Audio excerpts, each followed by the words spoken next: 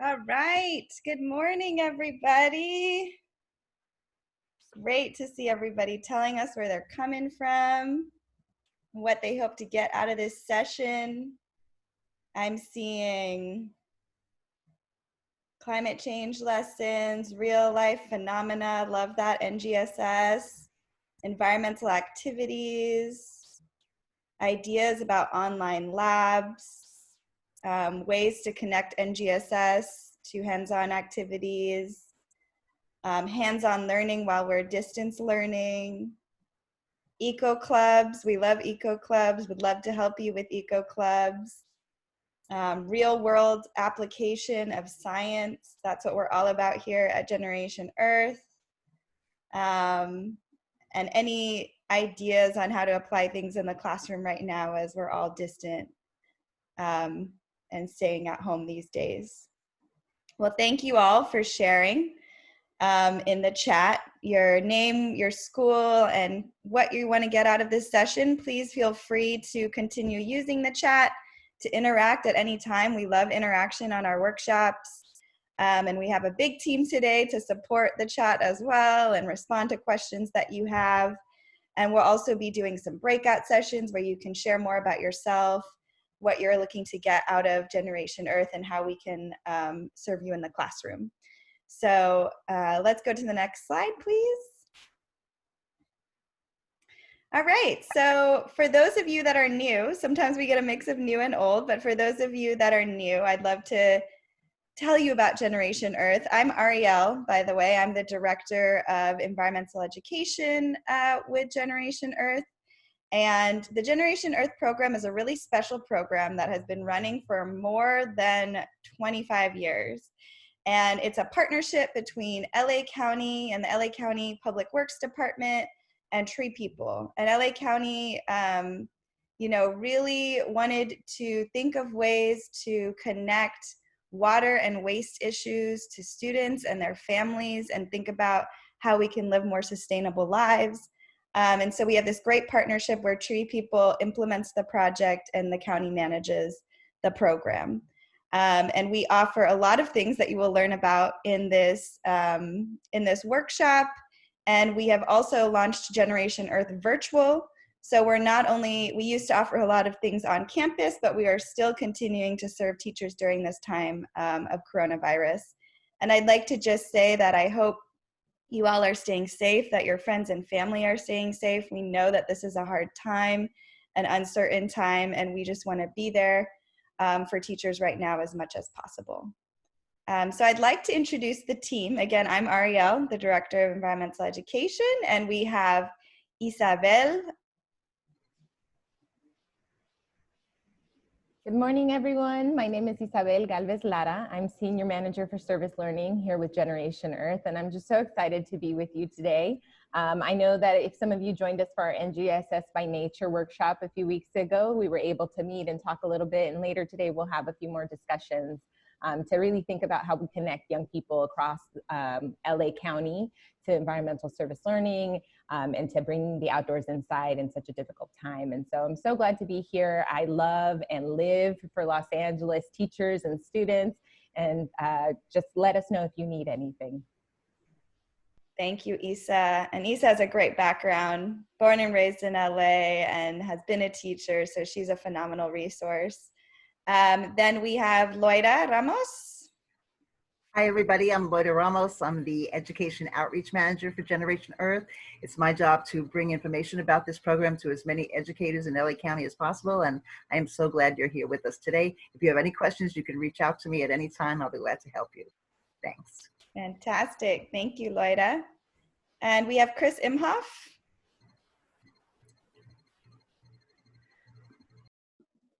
Ta-da! Hi, everybody. Great to be here. I am a full support for the Generation Earth team with all my years of experience with Tree People and water issues, and here to help with questions and anything you need, and have a great time today. Thanks, Chris. And we've got Maria. Hi, everyone. My name is Maria Adame. I'm a project coordinator, program coordinator with Generation Earth. And my job is to go into the classroom and give your students the tools that they need to become leaders of environmental service learning projects. So if that's something that you're interested in, feel free to reach out. We're here for you and your students. Thank you, Maria. And Maria, previous to this, was one of our eco educators, and you might have gone on an eco tour at Tree People, so maybe some of you have seen her. She really understands the connection between the natural world and how to inspire students. All right, and then we've got Emmy. Good morning, everyone. Thank you so much for tuning in today. My name is Emmy, and I'm also a program coordinator with Generation Earth. I am very passionate about the environment and youth, so this is basically my dream job. I enjoy working with youth, even if it's on a virtual level, and I'm just really grateful that we're able to continue to inspire teachers as well as students and just continue to raise awareness and learn to live more sustainably.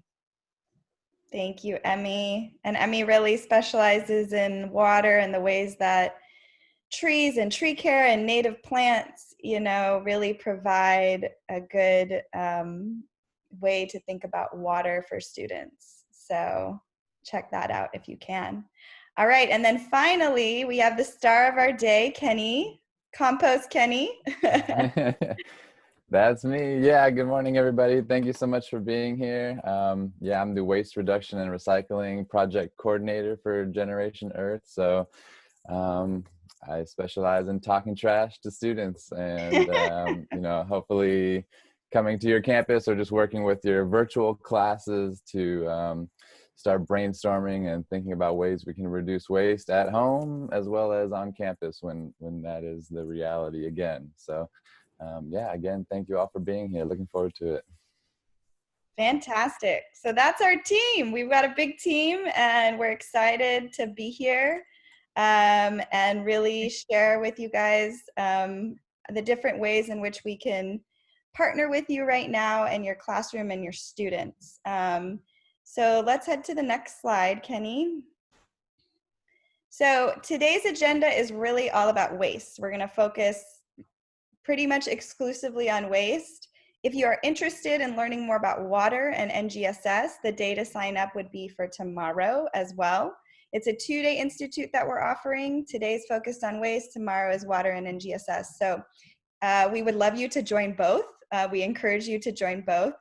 And we have a really fun day planned for tomorrow as well. So we will share the registration for tomorrow in the chat if you haven't signed up for tomorrow and would like to sign up for tomorrow. But for today, we're going to keep it, we really want to end by noon so that we respect all of your time. We know it's a long day, but we're going to keep it moving. We're going to have activities. We've got a Jamboard Instant Expert activity we'll be sharing. We've got teacher presentations from teachers who have worked with us, so you really understand what our program is about. We're going to have some virtual field trip videos of a landfill. And we're also going to really go into what we can offer right now for you with our Generation Earth virtual programming. We also will have a 10-minute break right in the middle. So please understand that you will get a time for a break. We understand that that's really important. And again, we will really stick to time so that we can respect everybody's time. So thank you again, everybody. I see Isa put the link for day 2 in the chat if you're interested in coming tomorrow. And please use the chat as much as you can. We love interacting with you. And if you have any questions, we're here to answer them. So without further ado, I'm going to turn it over to Kenny. All right. Thank you so much, Ariel. And yeah, once again, thank you all for being here in this virtual space. So for those of you that might be new to Zoom, I just want to provide this slide to kind of show you some of the features that we've got here, including how to unmute yourself, how to participate in the chat. You can provide some reactions, some thumbs up or some hand claps if you feel so inclined. And yeah, if you're not familiar with Zoom, I highly encourage that you do become familiar with it, because this is the new platform for our digital frontier these days. And so anyhow, hopefully that gives you some good breakdown for how to use this. All right. So us project coordinators and us just at Generation Earth in general, definitely like to consider our services to be reciprocal, to be something that not only that we provide, but that you provide. So some things that we bring to the classroom are expertise in content and procedure, a regional facilitator like myself or Emmy or Maria, a network of community partners. We can hook you up with other organizations in Los Angeles that might be able to support you in ways that we can't and help to achieve your goals. And then also experience. We've worked with, hundreds, probably thousands of middle schools and high schools all over Los Angeles County, and each campus is different. So, yours will be unique, but we might have gone through, similar processes with other schools that we can bring to the table. And in return, you and your school will bring responsible students, access to your campus and to your campus communities, facilitation of the learning, and also your experience, because that's equally as important, and we want to be able to meet where you're at and jump off from your experiences. To begin the day, I'd like to use a virtual tool that you might be able to use in your classroom, and I think it's a little fun way to engage with everybody. So if you could all open a separate window in your internet browser and go to menti.com, MENTI.com. And if you type in the code 812555, it will take you to a screen where you will be asked a question. And the question is going to be, what is one way that you reduce waste? So again, the menti.com, the link is in the chat box now. And if you just type in the code, which is also in the chat box, 812555, once you come back here to the Zoom room, you will see the Menti board and see how that works. Awesome. And as more responses come in, you'll see them start to fill up on this Menti board, and the words that get submitted more frequently will become larger. So the way that you see recycle is larger than all the other words here on this little thought cloud, means that more people are typing in recycle, and even in other words like recycling. Let's see, what do we got? Thrifting, using a bidet, all right. Using reusable containers or water bottles. Buying less, that's super important. Something that we try to stress nowadays is just reducing our intake of products. Oh man, they're coming in quickly. Using less bottles, less paper towels, handkerchiefs. Yes, I carry around a bandana all day, every day. Buy fewer packaged products, yeah, as much as you can, especially things like produce that don't really need packaging, trying to get away from that. Cloth napkins, upcycling, maybe even making some art out of waste. Reusable materials, composting. Oh, that's one of my favorites. I love getting my hands dirty and getting dirty with the worms.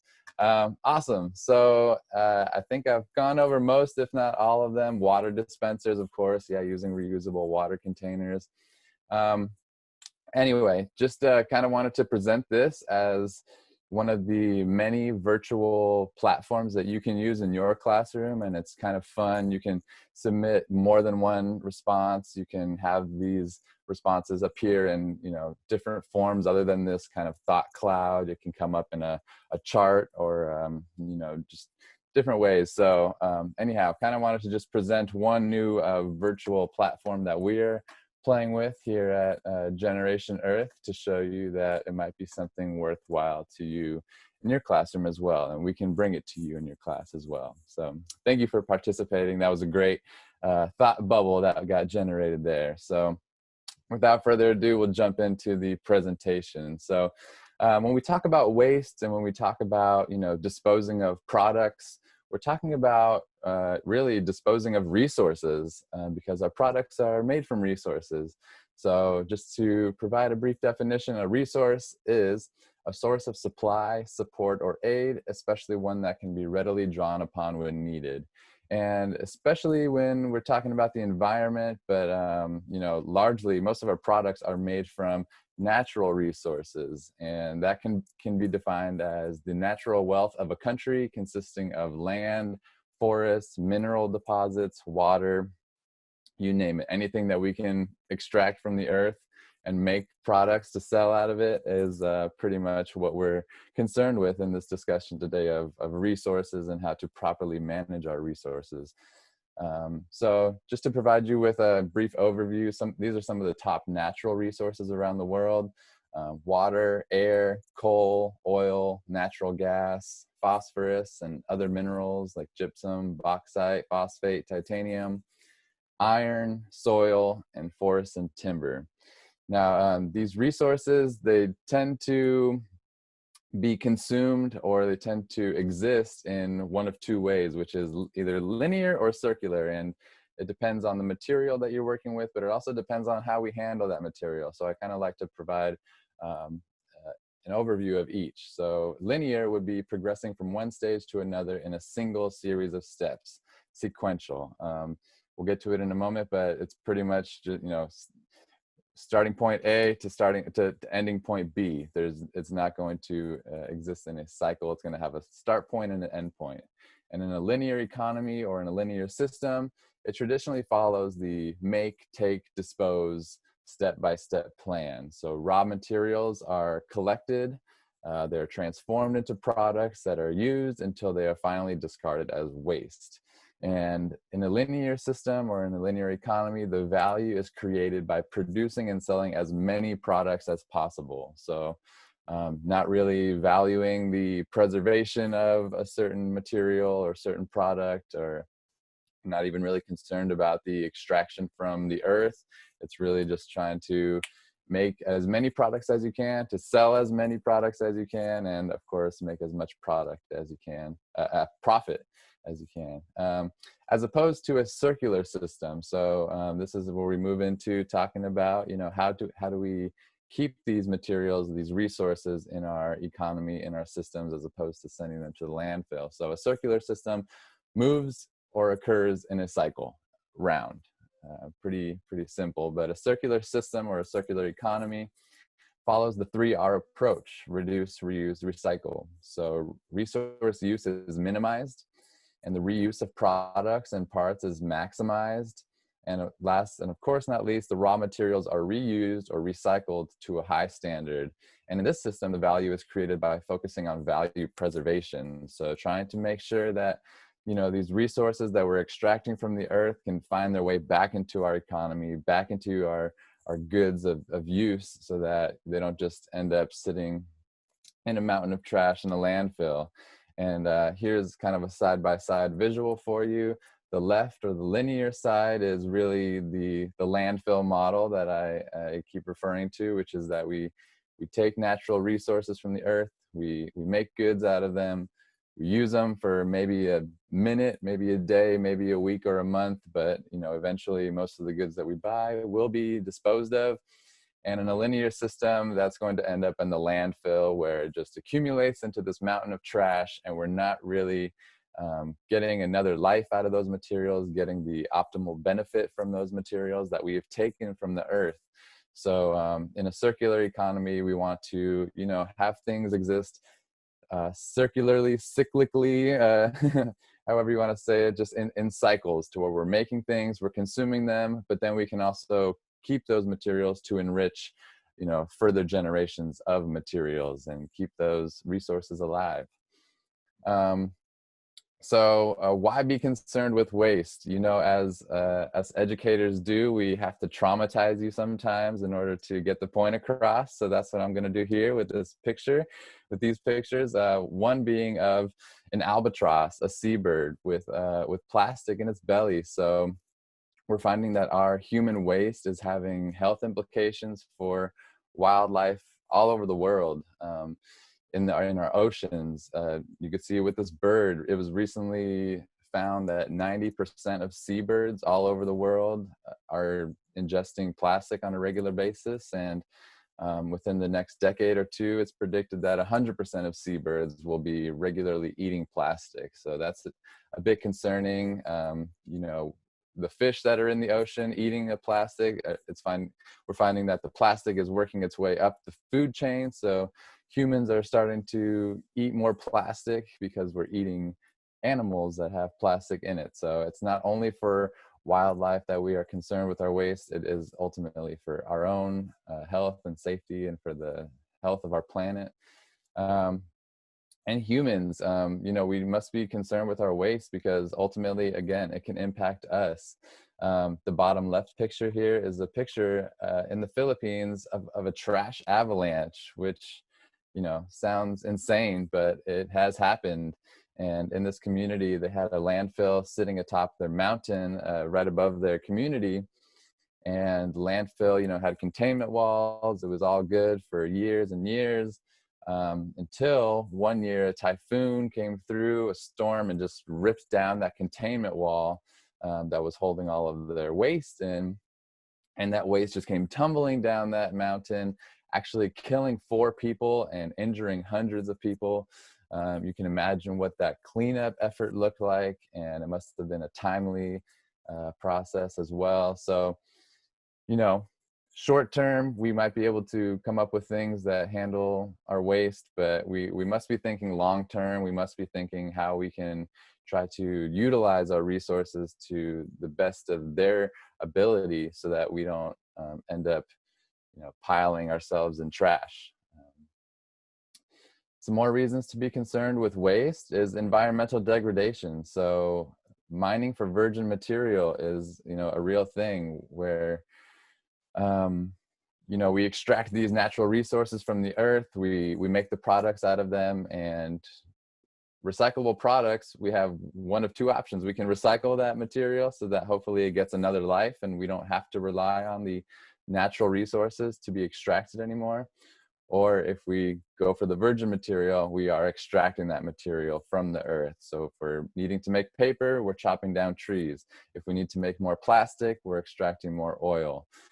This is a potash mine in Utah, which is used to extract the potash mineral from these beautiful mountains in order to extract the potassium out of that. So although it's a strikingly beautiful picture, you can tell that we are indeed impacting the landscape. We are terraforming just to, you know, make resources that we rely on. Potassium is a huge input into our soils and in industrial agriculture especially. We rely on these extracted minerals to meet the needs of our large scale farming.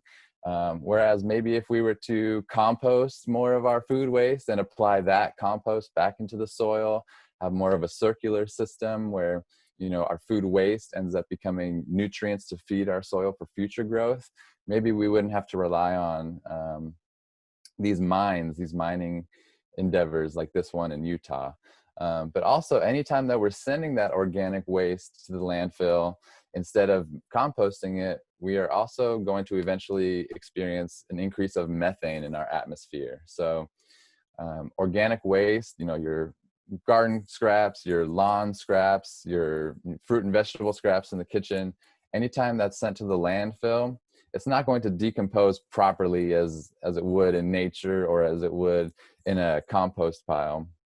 It actually is deprived of oxygen in a landfill since it's just crammed in there. And when organic waste is deprived of oxygen, it creates methane gas. So we'll get into this a little bit further in a little bit, but yeah, just trying to, you know, keep us aware that our landfills are having environmental consequences for us, for our communities, for our ecosystems. And then also just to briefly touch upon this scientific law, which is the law of conservation of mass. And I'm no scientist, but I'll just try to stick to the infographic here of what that means and what that means in terms of waste as well. So the law of conservation of mass states that mass is neither created nor destroyed in ordinary chemical and physical changes. So we must start and end with the same amount. And we can say this when we're creating products that, you know, mass cannot be created out of nothing. So we have to extract these resources from somewhere. Again, that plastic needs the oil to be made. And when it breaks down, like I love this example that they show here. If you have a 30-kilogram log, you know, set it afire with a kilogram of fire. Once that fire is out, you're actually still going to have the same amount of mass, the same mass. It'll just be in different forms, so that the log turns into ashes, and the fire, once it burns that log, turns into smoke. And you know, I like to relate this to the plastic in the ocean, to where you know, if you consider logs to be the plastic bottles, the straws, the Ziploc bags that end up in the ocean, when they break up into smaller and smaller pieces in the ocean, they're still plastic. It's still there. And it's actually even more easily mistakable as fish food. So a lot of the fish are eating these small, tiny pieces of plastic that, again, they don't decompose. Plastic doesn't decompose. So when it breaks up into these smaller and smaller pieces, still plastic, it's still the same, you know, product that went into it. So anyway, this could be said for landfills and emitting methane up into our atmosphere as well, but just showing that, you know, even though things might change form, that they're not changing their composition, their chemical makeup. So again, I warned you, I was no scientist.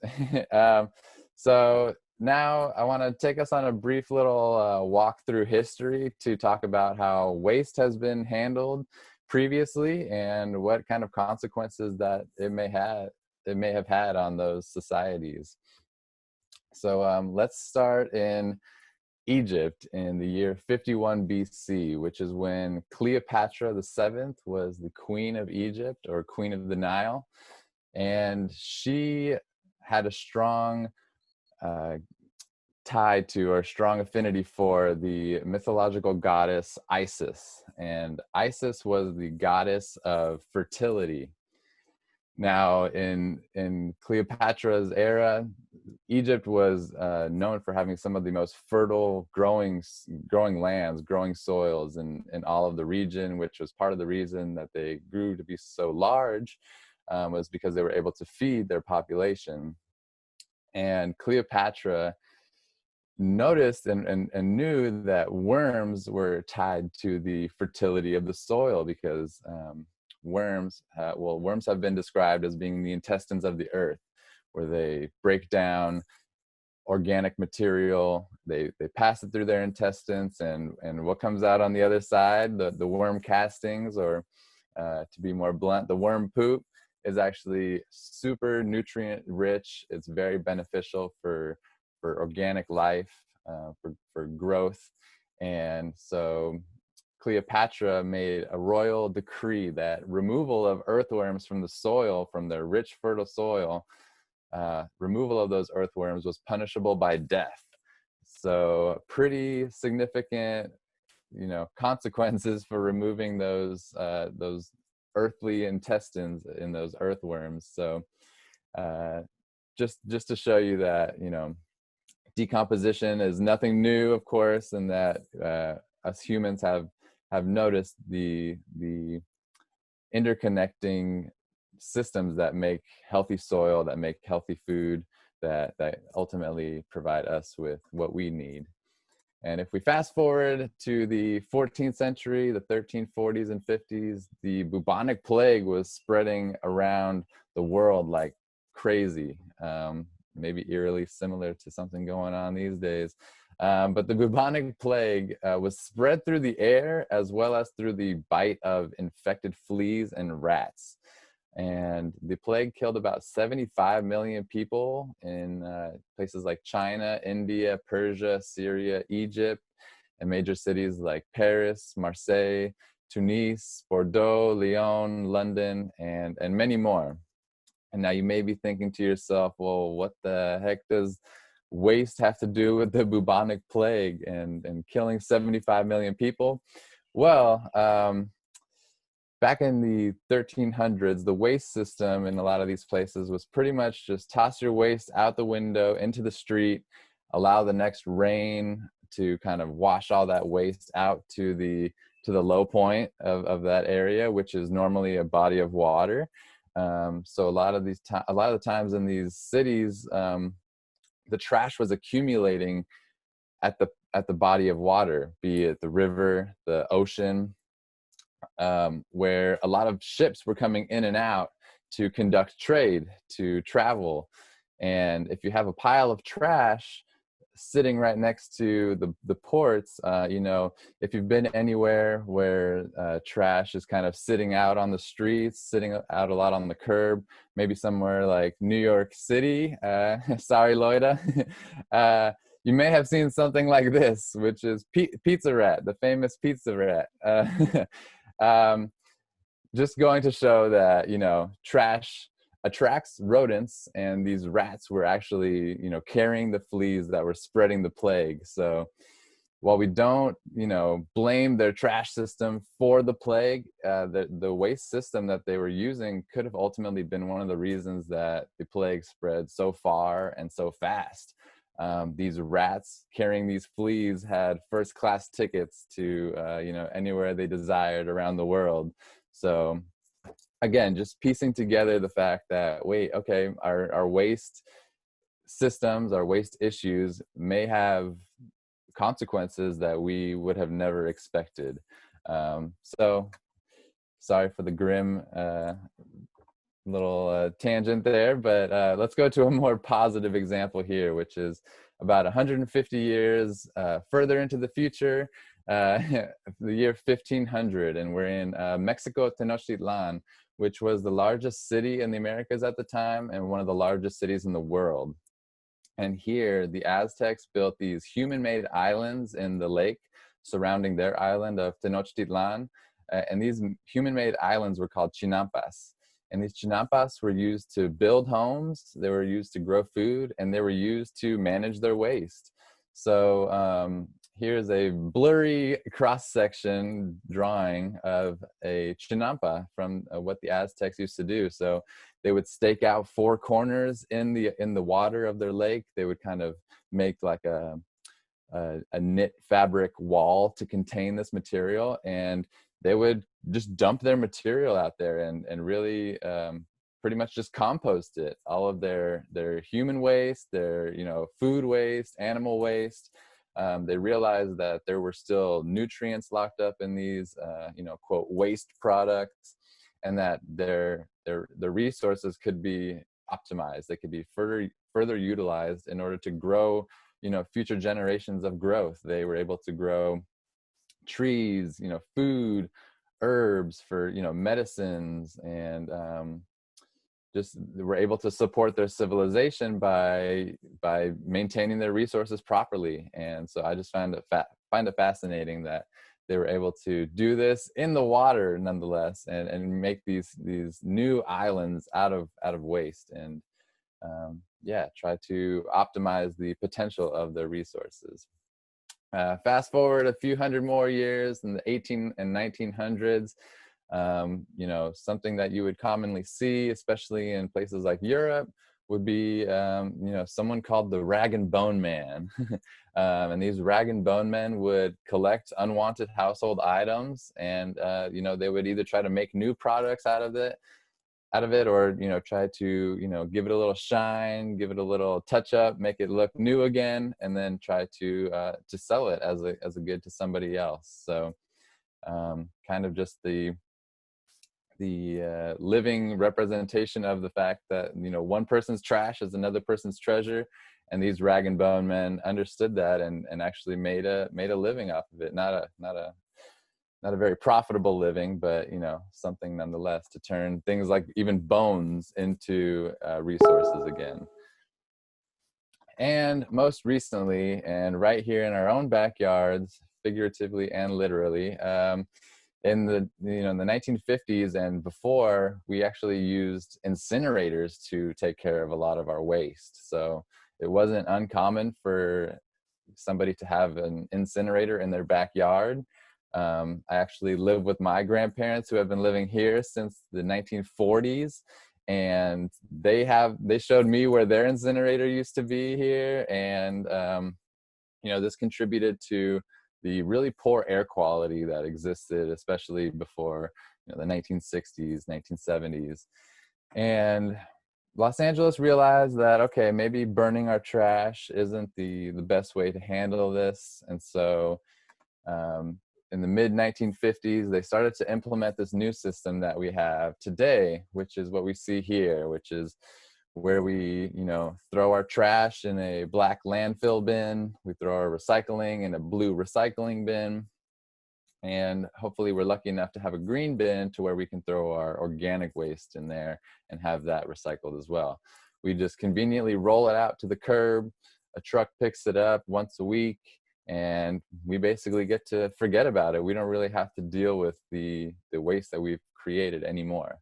But where does that waste really go? What happens to that waste? Well, if you put it in a blue bin, it ends up in a material recovery facility, or we call it a MRF in the trash biz, where the materials are sorted by type. So the plastic is separated from the paper, which is separated from the glass, separated from the cardboard, and even each type of plastic is separated as well. If you've ever noticed that, certain plastics are labeled with different numbers, that's to differentiate what type of plastic it is. So there's 1 through 7, and a material recovery facility can actually separate those different types of plastic as well.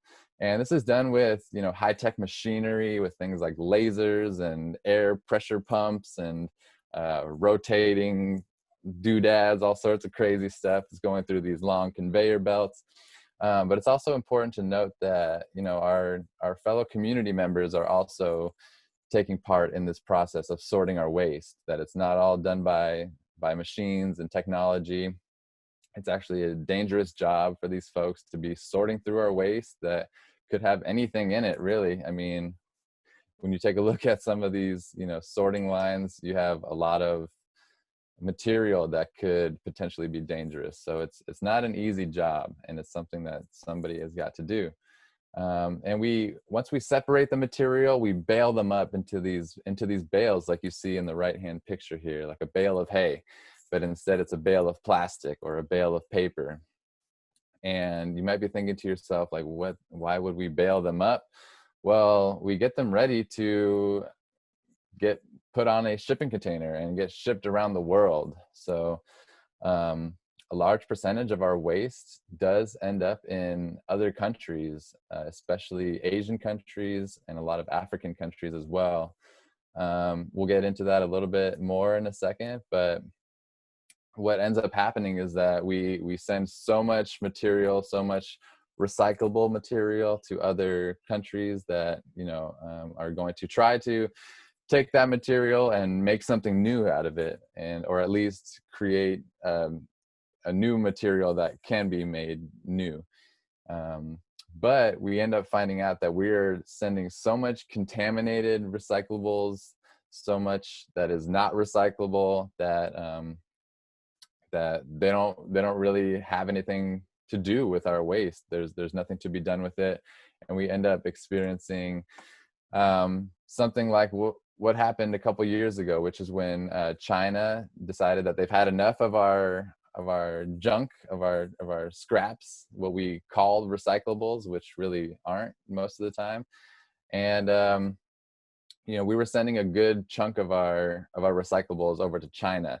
They could break that material down, make it into a new product, and sell it again and give that material a new life. Well, other countries were doing this as well. It wasn't just the United States, but China decided, hey, first of all, you're sending us a bunch of junk. This stuff isn't even recyclable because it's so contaminated and it's not separated. And second of all, we've got quite a bit of our own waste to take care of in China over here anyway. So I don't think we need anybody else's stuff. And so yeah, beginning in 2018, China cut us off from being able to send our recyclables over there. And we were sending about $5 billion worth of recyclables a year to China. And this outlet was just cut off, and it kind of put the United States and other countries into a bit of a halt in their operations. And we had to say, wait, what are we going to do with our waste? And so it's been a little bit of a rough road after that in terms of the market. The recycling market has taken a hit. And again, we need to kind of figure out what to do with the vast amount of waste that we are creating.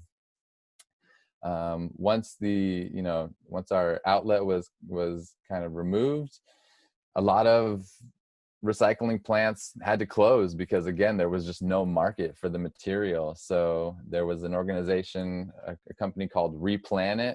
You might have seen them in, parking lots of a grocery store. As kind of just like a little shack type booth where you go up, you take your recyclables, and they would pay you for your bottles and cans. They basically just had to shut down, go out of business. So here's an article from wastedive.com saying what's next for California container recycling after Replanet's closure. And just to show you how much we relied on that relationship with China for our recyclable materials, this chart shows you that in 2016, 62% of the recyclables that we exported from California went to China. So when we got cut off, 62% of our material that we were just kind of eliminating from our lands was taken away, and we just had to reassess what to do with the waste that we've got. And here's just a couple of article titles from 2019 to drive the point home. So we started to try and sell our material to other countries, primarily in Asia. But as you could see, it didn't really work out quite as planned. Malaysia sent back as much as 3,000 tons of plastic scrap back to their countries of origin, including the United States. Indonesia returns 110 tons of heavily contaminated scrap paper to the US. In July, Cambodia returned 3.2 million pounds of scrap plastic, with some material originating from a port in California. And just as recently as October, regulations were under consideration in China show that the country is still determined to ban any imports of solid waste in 2020. So, they're not changing their mind anytime soon, and we should not wait for them to do that, because we are still generating waste and we still need to figure out what to do with it. And we shouldn't need to rely upon any other, countries to handle the waste that we generate. So what do we do? We'll talk about that a little more later. So now I want to get into a little bit about landfills and, what's going on right here in our own backyard. We've got over 80 landfills actually here in Los Angeles County, but most of them have reached capacity, so they're all shut down. But we still have 3 active landfills in Los Angeles County. And here's a cross section of a landfill, which shows you that, we try to mitigate our environmental impacts when creating a landfill. We usually line the bottom of a landfill with at least 10 feet or more of like clay and these geosynthetic liners, these membranes that we try to keep things locked into the landfill as much as possible, instead of having it seep into our underground water tables and impact our soils. So we line the bottom with these liners, and then we also, the landfill engineers install these horizontal and these vertical extraction pipes. So they're kind of like these vacuum pipes that try to suck out 2 things from the landfill. One being leachate, which is a toxic sludge, these heavy metals and chemicals and contaminants that become liquefied in the landfill. They could eventually, ooze down to the bottom of the landfill and, again, pollute our water tables, pollute our soils. So in order to try and mitigate that pollution, we have these collection pipes, which are kind of just sucking out that leachate as much as we possibly can. We send it up to a leachate pump station, which is then sent to a wastewater treatment plant. So hopefully some of that liquid could be repurposed. And also we try to extract as much of the methane that we can out of the landfill. Again, anytime we're sending organic material, anything that once came from the earth, anytime that goes to a landfill, it's creating greenhouse gas, methane, which could also be used to make electricity instead. So that's what landfills try to do with these extraction pipes: extract the methane, send it to an electric generating station, and ideally the goal is to power buildings, homes. Some of these landfills power themselves with the power that they generate through the methane extraction. Some landfills are even able to power thousands of homes in the nearby area just based off of the amount of methane that they're extracting from these landfills. So they are they're quite impressive engineering feats, in all honesty, but we also know that landfills aren't the ideal solution to where we want all of our waste to end up. Again, just to drive this point in, that methane gas is created from organic material, and that landfills are the third largest human-made producer of methane in the United States.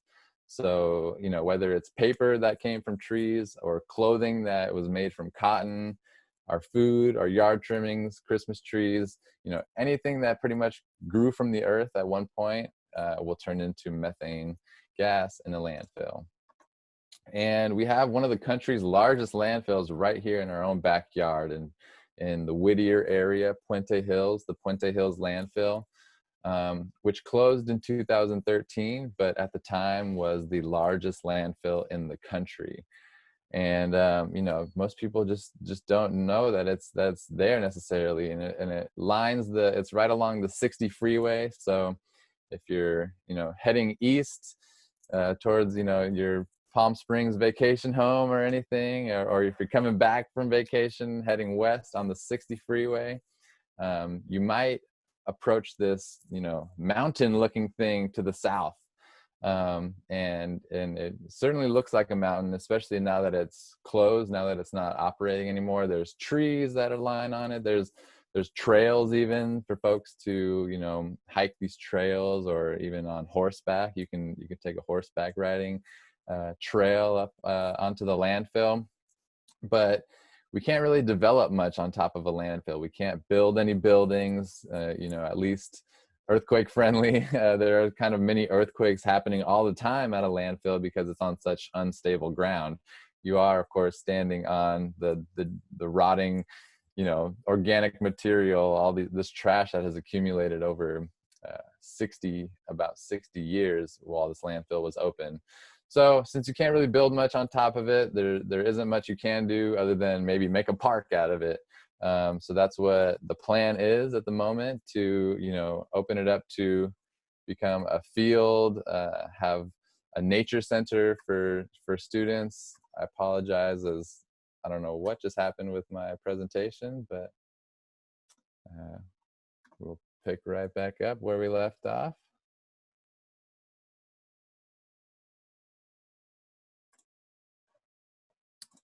So my apologies, I have no idea what happened. We know that landfills are not ideal. We know that our recycling, world has changed as of recent, with our destinations kind of shutting us out and not really accepting our material anymore, which is totally understandable. So we have to try and figure out new ways, new technologies, new perspectives on handling our waste. So one of these strategies is conversion technologies. And now that the world's recycling market has encountered a major setback, cities in America must begin looking towards other solutions. And these conversion technologies are processes that are capable of converting post-recycled solid waste into beneficial products, such as renewable, negative carbon energy, or fuels that can help reduce the greenhouse gas emissions that cause climate change. These conversion technologies may be thermal or chemical or biological, but they're not incinerators, which use waste materials as fuel for combustion in order to generate the material. So different technology. It's not just setting it ablaze, but kind of just trying to break down those materials as efficiently as possible and use those for different fuel sources. So there are some environmental benefits of conversion technologies. There are many of these conversion technology facilities operating successfully throughout the world, and they reduce our dependence on landfilling and waste exportation. They locally produce renewable energy and green fuels, including ethanol, biodiesel, and electricity, which in turn reduces the dependence on foreign oil. It increases recycling through the advanced sorting techniques conversion technologies employ, and they reduce emissions, including greenhouse gas emissions, by reducing the disposal and the transportation and the fossil fuel usage. But however, that is of course a very costly endeavor, a very intense, especially mentally. It takes some of the smartest, scientists and engineers to put these systems together. So something a little more primitive that we have kind of already been developing over decades is actually our waste by rail system, which is over 200 miles outside of LA County, down in the southeasternmost corner of Imperial County.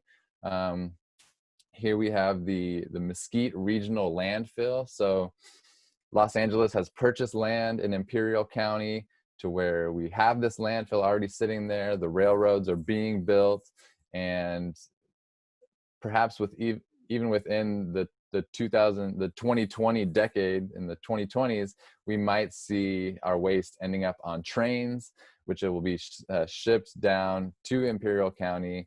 And as you can see on the map here, it just borders Arizona to the west, and we're just north of Mexico as well. So we very well may be sending our waste to regions within our state that really will have impacts on other communities, other ecosystems, even other states, other countries that really had nothing to do with the waste that was generated to begin with. So just, putting that out there as kind of a heads up that ultimately this could be what we see our waste system looking like if we can't figure out a way to contain the amount of waste that we create right here in our own county. Talking about LA County waste, according to a 2018 study, Los Angeles County alone disposed of, on a daily basis for a 6-day per week average, on a daily basis, we create 67 million pounds of waste per day. 67,197,494 pounds per day, 6 days a week. And if we combine that to add up over a year-long span, in 2018 alone, we disposed of 20 billion pounds. Am I getting that right? Yeah, 20 billion pounds of waste. 20,965,618,000 pounds. So I don't even know exactly how to process that, how to envision that in my head, but I just know that that is a bleep ton of trash that we got to, figure out how we can reduce that, because our numbers only keep going upwards and we're not really reversing those, the upward trend of waste generated. And if we bring it into a school perspective, we, break it down by material. Just about 50% of the material coming out of schools is organic waste. So that could be leftover food from, the cafeteria or from the lunch quad. It could be the grass clippings from the football field, from the soccer field, the baseball field. And then the second largest source of waste from schools is paper at 31%. And if we were to consider paper to be part of the organic waste, it's separated for this sake, but paper ultimately comes from trees come from the ground, so paper could be considered an organic material. And if we were to combine the 50% of this pie chart with the 31% of paper, that's over 80%. It's something like 82% of the waste coming from schools is organic. It could be composted, it could be recycled. The paper could be recycled. Well, organics can be recycled too, just not in a blue bin, but maybe if they were composted, separated out, perhaps even if the food were still good and edible, perhaps it could be diverted and picked up by a local organization that could distribute that food in other locations. So, just wanting to paint this picture and show that a lot of the waste that is generated at schools could be handled differently if, in fact, it were just, separated properly and handled properly. And then the third largest source of waste coming from schools would be plastic. So, of course, a lot of, soda bottles, water bottles, food containers, binders, anything, plastic coming from schools, perhaps could be diverted as well. And almost done with this dry material, so bear with me. We're almost into our first activity, which will be a little more fun. But California has implemented laws over years to try and get on top of our waste issue and try to set us up for success in the future. So in 1989, California passed AB 939, which mandated that California recycles 25% of its recyclable material by 1995 and 50% by the year 2000. In 2012, we implemented AB 341, which meant that California will recycle 75% by the year 2020. Take a stab, take a guess if you think we've hit that mark. I don't think so. And that schools creating over 4 yards of waste per week must recycle. In 2014, AB 1826 required that businesses that generate 4 cubic yards of any type of waste on a weekly basis must arrange for organic waste recycling services. And just to give you an idea of what 4 cubic yards looks like, you might very well have a 4-yard dumpster at your school. The standard typical dumpster that you see in a shady dark alley or behind a restaurant somewhere, that's typically a 3-yard dumpster. So 4-yard is just a little bit bigger. Again, your school might even have a 4-yard dumpster, and if you even generate one of those per week, you're actually now required by law to get organic waste collections for your school. So many schools are definitely, supposed to be recycling organics and having green bins, but many don't. And that's what we're here for. We're here to try to make these things happen on campus and try to, smooth it out with anyone that might be in the way. And in 2016, AB 1383 established methane emissions reduction targets in a statewide effort to reduce emissions of short-lived climate pollutants. And it's specifically targeted at having a reduction of 40% of methane emissions, and that's largely focused on landfills. All right, that was it for the super fun waste information. I thank you for bearing through that. And now it's time to do a little bit more of a fun activity. So this is actually something that we do with students when we would come to the classroom formerly when we were all on campus and happy and life was well. Now that we're doing it a little differently, we want to kind of just demonstrate to you, something that we're doing as well as something that you could do with your students to create a little more engagement, create a little more fun, I guess, in our virtual world. So what this is called a check this out or instant expert activity. And basically I will assign each of you to a waste topic, which you will see here. And it depends on the month that you were born in. So try to remember that month that you were born and figure out which topic that you will be covering in your instant expert Jamboard activity, infographic. So if you were born in January, February, or March, your topic will be There Is No Away. If you were born in April, May, or June, you will be handling food waste. If you were born in July through September, you will be focusing on the problem with plastic. And if you were born in October through December, you will be dealing with piles of paper. Now, we will provide you with some links in the chat box to forward you to these to your topic, but I also would love to just briefly go over what Jamboard is and how you can use it. So yes, the links are now currently in the chat box, so feel free to click on that whenever you'd like. But I would first like to show you what this platform is, how you might be able to use it with your students, but then also how you're going to use it right now. So I'll give you a brief little walkthrough of what this app looks like. So here is the opening slide of this one particular topic of There Is No Way. This is your info sheet that you're going to read here, where you'll see some questions on the left. Like this slide is, what is leachate, or why is leachate an issue?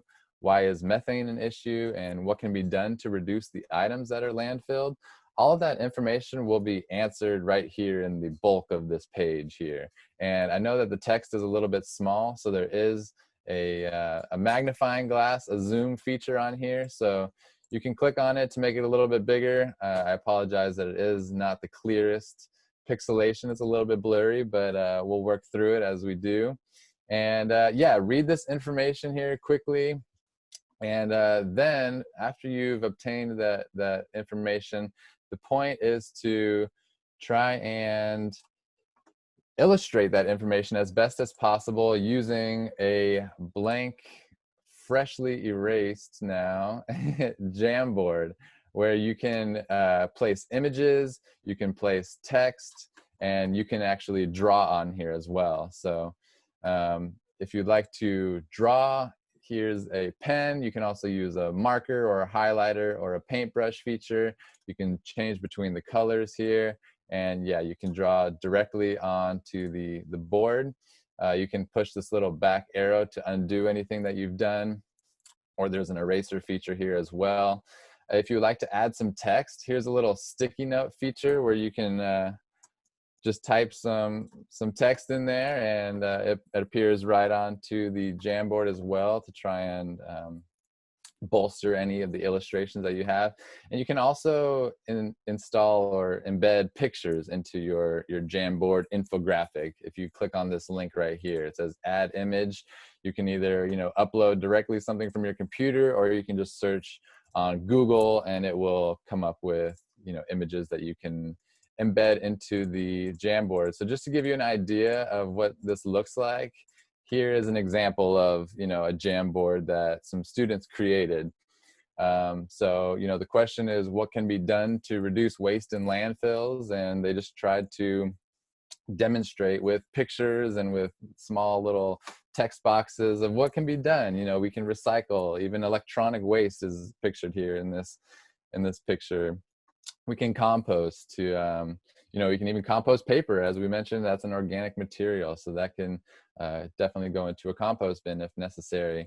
And we can just reduce the amount of plastics. Anyway, you get the idea. So yeah, we're going to give you about 15 minutes worth of time to kind of explore this Jamboard virtual platform. And if you would like to go to a fresh a blank Jamboard sheet, because you'll all see this first one as you open up, you'll just hit this arrow to the right here to hit next frame, which will take you to a new clean one. Or if you see somebody is working on that one, hey, you can skip over to another one, or maybe you decide to collaborate together, whatever floats your boat. But yeah, going back to the designations for the groups or for which topic you will cover. Again, January through March, you'll click on There Is No Way. April through June, you'll click on food waste. July through September, the problem with plastic. And October through December is piles of paper. I'll pop into each Jamboard and see how things are going in a few minutes, but feel free to ask some questions in the chat box, or just unmute yourself and ask aloud if you'd like. But yeah, we're going to give you some time to do this activity on your own, and then in about 15 minutes we'll we'll come back and we'll see what some of them look like and kind of go through a brief little illustration. We'll see what people did. So have at it, have fun, be free, and we'll come back and actually we'll say 10 minutes. So at 10:15 we'll regroup and we'll see some of the pieces of work that have been created. Have fun.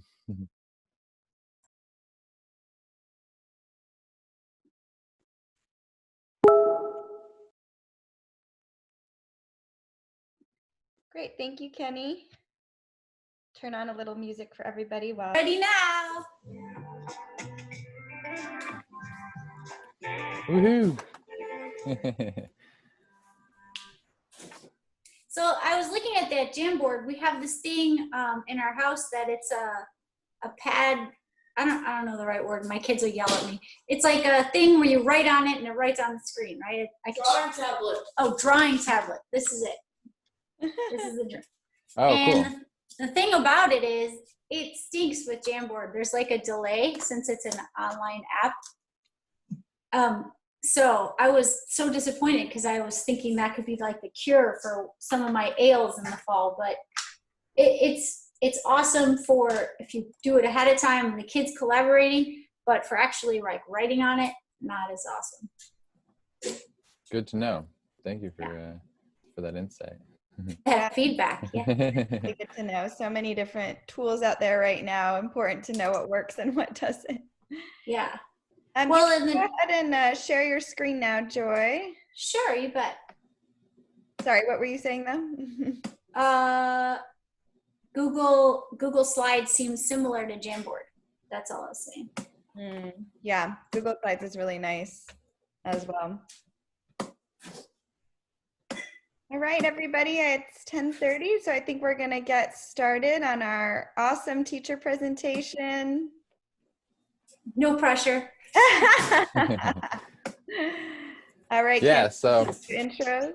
Yeah, I would love to welcome and introduce Miss Joy Ferrante, who is a teacher at Hale Charter Academy, and I've worked with her on some projects that she's had going on, and I think she'll provide some great insight to what it's like to go on the endeavor of trying to implement a waste project or any type of environmental project on campus. So I'll let her break it down for you, but I just want to give a very warm welcome to Joy Ferrante. Thank you so much. Thank you, Kenny. I appreciate it. I'll just start with, it's a worthy journey that is covered in problems that can be overcome. So again, he already introduced me. I'm Joy Ferrante. I teach at Hale Charter Academies in the STEAM Magnet. I teach 6th grade math and science, and I'm also the co-facilitator for leadership, which is ASB in middle school. I'm going to talk today about how we, my teaching partner and I, were introduced to the Tree People and Generation Earth, what we implemented, and what we learned throughout. So in March 2019, my teaching partner and I attended Generation Earth's Recycling and Beyond workshop. And that is, I don't know if you guys have talked about it, but a super awesome interactive hands-on workshop. And it starts off with just some general information on, the impact on the environment that we are having. And then it brings you into the actual stuff you could be using in your classroom, starting with a jigsaw Ask the Expert activity where you're reading an article and doing a poster on it. And then we did some other stuff. And then the most notable second thing that was brought to our campus was a recycle relay. And I, at the time, was not yet the ASB teacher, but I knew I was going to be in the fall. So it left me in a position where I could test things out for that year, and then see what we could do with ASB ASB Student Council, for anybody that doesn't know, the next year. So April 2019, Kenny came out and he presented the same lesson that we had done in the workshop, and it was awesome. Students participated in the lesson, and they all created their posters and put them around the classroom, and then we did the recycle relay. And then that was my elective class I was working with. The rest of the school year, so it was just like a month and a half, but we went around campus and we did what was our first waste audit, not the one that we ended up using, but it was our first pass at a waste audit. And we went around and filmed the entire campus and found places that would be good to put in some programs that could reduce our waste on campus, as well as recycle more. And so they created posters for the school as well, with the reduce, reuse, recycle theme. And they kind of gave practical tips on how to reduce your carbon footprint, and created a roadmap for Hale's ASB the following year of ways to improve our campus. Science class, at that time, right around March, I was about to begin a science fair project with my class. And I was so inspired that I changed our theme to making it environmental science only fair projects, environmental science fair projects. And it was awesome. I couldn't believe how much I personally learned, because the kids were, I'm the facilitator, so I gave them all the topics to go and search on that they chose from. And then I was just stunned at how much I learned about. That could be a whole other hour presentation, which will not be, but they did a really good job. So then last year I took over as the co-ASB leader, teacher, whatever you want to say, meaning my elective class was now was an ASB class. So I still taught. I also transitioned to the STEAM Magnet. So these are the gifted, highly gifted kids. And so I was teaching math, science, and leadership. So, at the beginning, it was a little bit of me trying to figure out my new position on top of like how I could help the school and my students make a difference in our carbon footprint. So we started with, we participated in the International Walk to School Day, which is, any school can participate, and it just is one day where you encourage your entire school to not drive to school, to walk, to ride the bike, whatever the case is. And it's actually, it's for K through 12, and it is applicable to all the grades. And so, elementary schools are really good about participating in this. And so I had to make sure it was focused at middle school. And we spent the whole week or two before giving out information. We did lunchtime activities and had contests for kids, and we had the kids tracking their steps of how long it took, and we gave prizes, and it was fun. And then by, I would say, November, I'd figured out exactly what I needed, and was able to call upon Kenny again, be like, dude, I need your help. So he came out and he did the same presentation that he had done for my elected class the year before, but this was actually to the school leaders, the student leaders. So I was able to help it make a bigger impact, and we started to really make some cool things happening. We created a whole new ASB community, a new committee, which was focused solely on making our campus greener. And I've got some notes here so I could not forget anything.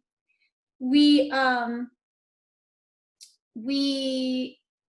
found ways for, we did our own new campus waste audit, and he had, actually in the workshop, if you've attended one, he gives you tons of information and tons of resources to use that you can connect with. And one of the ones that really rang true with me was the LA Conservation Corps.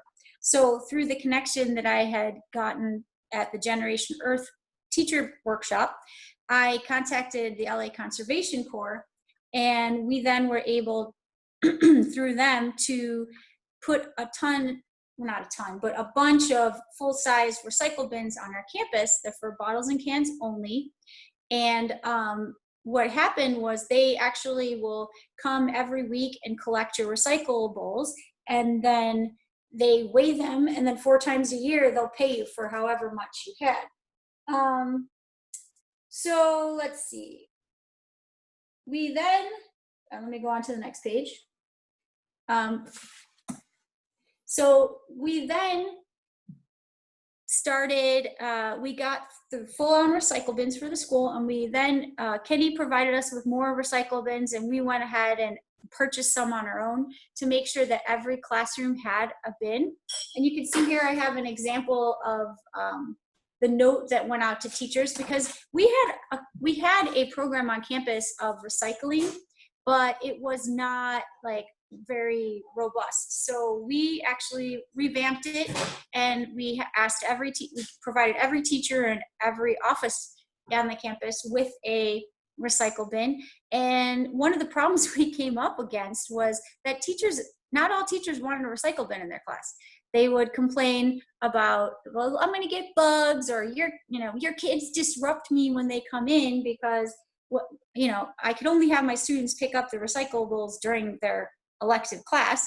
So it took a good extra month to negotiate with teachers to get a recycle bin in their classroom. And we were able to eventually get to the point where every teacher had it by allowing them to put the bin outside their classroom on the day that we would collect it, so that no interruptions would happen. But we ran a recycling door contest out at the school, like as a promotion for, it was a promotion for environmental science, but also you could only use recycled products. And I have some pictures of that over here. And we sold, and we had, now I'm going to start talking about what did happen versus what was planned to happen, because we had a shutdown. So we did implement the Color Cycle program, which is through Crayola. They have an awesome program where you join it, and basically you collect your markers, even if they're not Crayola brand, and you just put them in a box, and they provide you with the postage, and you slap it on there and you send it off to them. It's the easiest thing that makes a big, huge difference. And we had a huge campaign for recycling, basically, and we had plans to have contests for winning recyclable activities. So we centered our whole program around the Zero Waste Week, which is a program put on by the National Oceanic and Atmospheric Association, and it's free to schools. And what it does is it provides you with a ton of information on how you can reduce your carbon footprint, and it kind of gives you a lot of like step-by-step steps on how to educate your school. So we started in February with daily informational announcements. So I don't know how you do it in elementary school, but middle school and high schools often have like a homeroom and have their announcements. So every single day we had a informational announcement on how to reduce your plastics, how they're affecting the ocean, and they talked about water and air pollution. And I thought I was talking to deaf ears, and then I'd be walking in the halls and kids would be like, "Hey, Ferrante, I used a reusable bottle," and I was like, "Yes, it's making a difference." And they would make fun of me in a good way. I was like, "Good, they can actually hear what I'm saying, what the kids are saying." Honestly, it was this our committee was the one doing everything, but I was just pushing them. They were the ones doing the work. So Zero Waste Week was supposed to be in April. We had planned daily lunchtime activities, and the kids were all on board. When we were going to do our own recycle relay, and we had other fun recycling activities. We were going to show how much water was being used through different activities. We had an environmental science interactive presentation planned in the NPR to kick off the beginning of the week. All science classes, myself and 2 other teachers in the science department were going to be giving just a overall presentation where the kids would interact with us on what is going on in the environment now and how we could change. In February, we had a Zero Waste Week poster contest, which we ran, and we had winners. And those were going to be put on bookmarks or something similar for the kids. Didn't happen because of the shutdown. Then we had plans for a 0-week school-wide lessons across the science department where the teachers could literally just put in, it was like, here's your lesson, and they do it, and it was based on whatever their curriculum was. And so I have some pictures of the kids here putting up, they're making posters. I don't know if this is even the Zero Waste Week posters, but it's a picture and it's accurate of what they were doing. And then here's some, this was our contest, and we had the door decorating. So the thing is Zero Waste Week was supposed to be in April, and I think I mentioned that we were putting the bins across campus. I would have loved for them to be starting in February, but I'll make a long story short. The maintenance person, the head facilitator of the maintenance crew, he left campus. The new one came who was psyched and totally on board with placing the bins around campus and the program we would use. And then that dude left and the other one came back. And so then what happened was I had to spend a month arguing about what my kids could physically do. They could not physically empty the bins and do everything themselves. So I actually had quite a good support with the administration who helped me negotiate for the maintenance crew to be the ones to put in and take out the bins. And we would continue to collect recyclables from the classroom. So that was a bit of a problem we came up against that I didn't suspect, that the maintenance crew, they already are spread thin as it is. So it's something I had to take in. I had my waste audit ready to go and here's what we need to do. And then I was like, oh wait, now we got to find who's going to do it. So that was a little lesson we learned. And so we finally, come the week of March 13th, we had all the bins set out the first week, and then the shutdown. So we were just like, okay, well, that's great. So to be fair, the VP who was helping me get everything into place told me, hey, Joy, by the way, you guys really had zero waste for the Zero Waste Week this year. I was like, you're so funny. Yeah, great. So I worked with a few of the other math science teachers in STEAM, and we did a completely environmental science fair. And I have here for you some examples. Let me escape. I have some examples. We were not able to do the science fair in person, obviously, because it was no school. So hold on a second. Hey, Joy, just for the sake of time, I think we've gotta keep it moving. But if you could just quickly show us one example, that would be great. But otherwise, yeah, actually, no problem. I'm having trouble even getting to the thing. What I wasn't going to show you any one in specific. I was just going to show you a quick overview of all of them, and I don't have to do that. But because I'll make a long story short, couldn't do the science fair, so instead we had the kids present it as a flip grid, and then they could watch each other do their here you go. So here's just, you could see that they did little presentations of their awesome. and then going back over here, we also used Tree People has some awesome curriculum online, and we did several of the learn at home activities. And the only one I wanted to show you was it's the water audit. I'm saying it wrong. It's the where you assess your house and your neighborhood. And so I had all my kids assessing their neighborhood and awesome, finding out ways that they could improve water drainage in their community. And then to summarize, Tree People and Generation Earth helped us improve our campus and put us on a path for reducing our environmental impact. And Kenny, you're a huge part of that. Thank you. And teachers and students gain useful knowledge and steps to improve their awareness. And we were on a path to really get the whole school on board. And we expanded our recycling program and reduced our water usage. Yeah. Beautiful. Thank you so much. A round of applause for Joy Ferrante. And yes, it has been a great pleasure working with you, and a joy, pun intended. But yes, thank you for providing that great outline and detailed summary of how you've encountered, working in these service learning projects on campus, and I think that you illustrated it beautifully. And once again, thank you for sharing that information with us today. You're welcome. Without further ado, I would like to present Miss Ann Gonzalez to give us a quick breakdown of her experiences with campus projects as well. So let me get the presentation up here again. Where did my bar go?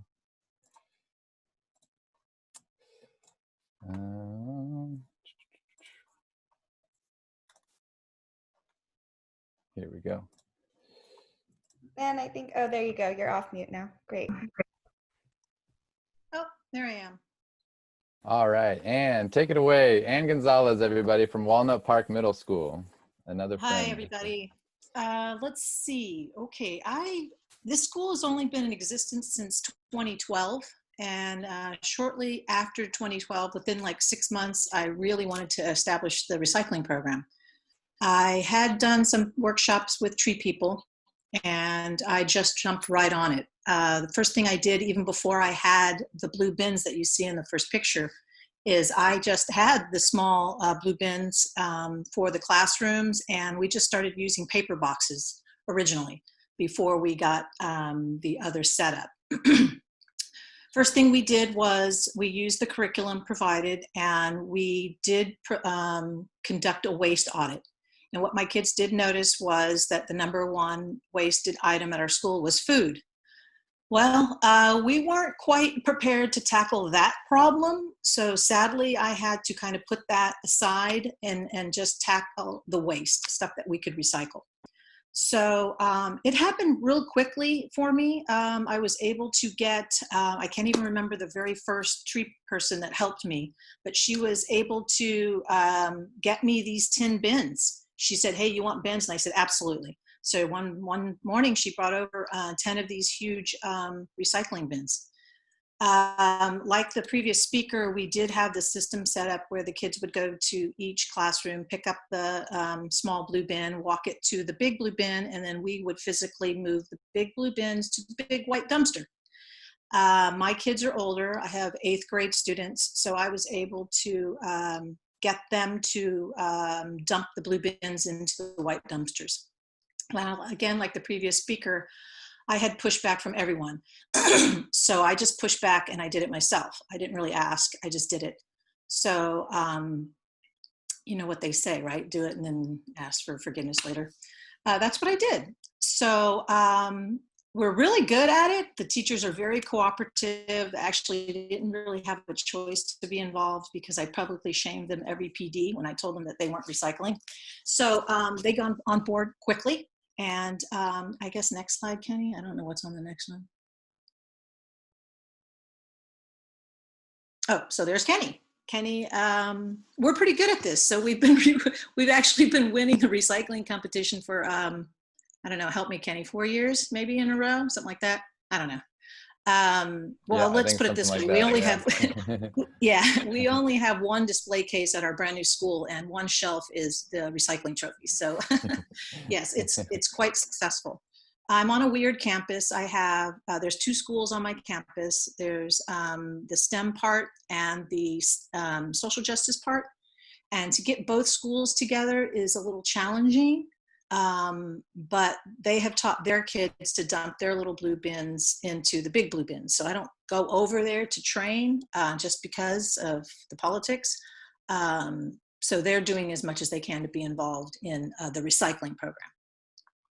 So the next thing we did was, wait a minute, let me rephrase that. The next thing I did was I saw this beautiful land right here. This is approximately 400 square feet of uncharted land, and I dubbed it on 2012 that it was my garden. So I again contacted Tree People and I said, "Hey, what can you do for me?" And now let me tell you, this is 2012 when I started this, and now we're in 2020. So let me just tell you, this did not happen overnight. It literally took me 4 years just to get the sprinklers fixed. So it was an uphill battle. So this is what it looked like probably, let's see, 6 years ago. Okay, Kenny, the next one, please. So you see the little plants there. I was very fortunate to get a grant from Tree People a while back, and we got plants. So I organized a Saturday planting session with my kids. These are the kids that were involved in my environmental elective class.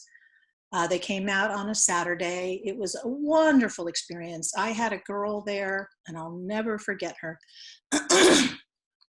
She was playing in the dirt, and it was about 11:30, and her dad came over and said, "Hey, Lorena, it's time to go to the party." And she looked up at her dad, and she says, "No, I'm not going." And the dad just like, "Whoa, what was that? Never heard that, right?" And she says, "Dad, I've never dug a hole. I've never played in the mud. I've never planted a plant." And she said, "I'm not going." And the dad walked away, and she stayed with me the rest of the day planning. So that was huge. I mean, I was so happy of that interaction that I witnessed that. So here we are, ready to plant. Let's see, what's the next one, Kenny? So that's what it looked like planted. You can see the caution tape around it. That didn't last very long. Of course, the kids came in, and this is let's put it this way. This is the first evolution of the garden. After getting, educating the kids to stay out of the garden, the next battle was actually the gardeners. After I planted, they were okay. They could see that there were plants. If you can see in the middle, there's the little orange Home Depot flags that I marked off all of the plants, that they were quite aware of what was going on. And then fast forward 6 months, one of the TAs come running into my room, Miss Gonzalez, they're weed whacking your garden. The gardeners had literally come in and killed everything because they thought they were weeds. So then that means I had to buy more money somewhere else to get more plants to replant. So again, fast forward to present day, hit it, Kenny. And that's what it looks like today. So I also wrote a second grant, not through Tree People, to purchase arboretum signs. So each one of these California native plants have an arboretum sign attached. I should have taken a picture of that for you, where it has the Latin name, or the common name, and then the Latin name underneath. So it is a working teaching garden. Can I say one more thing? So I've learned not to ask permission. I just do it. Since it's a brand new school, there's a lot of open spaces. And to the right of this garden, there's another garden, and I started a butterfly garden where I planted milkweed. And I go there once a week, even during the close down, to go and weed and water to make sure it's safe, it's being maintained. Because again, there's the water issue. They won't water. So I have to make sure that I go down at least once a week or every 2 weeks to water. That's all I have. Are there any questions? I don't, do we take questions, Kenny, or no? Beautiful. And yeah, we can, take questions in the chat box. I'm not sure if we can address them at this very moment, No worries.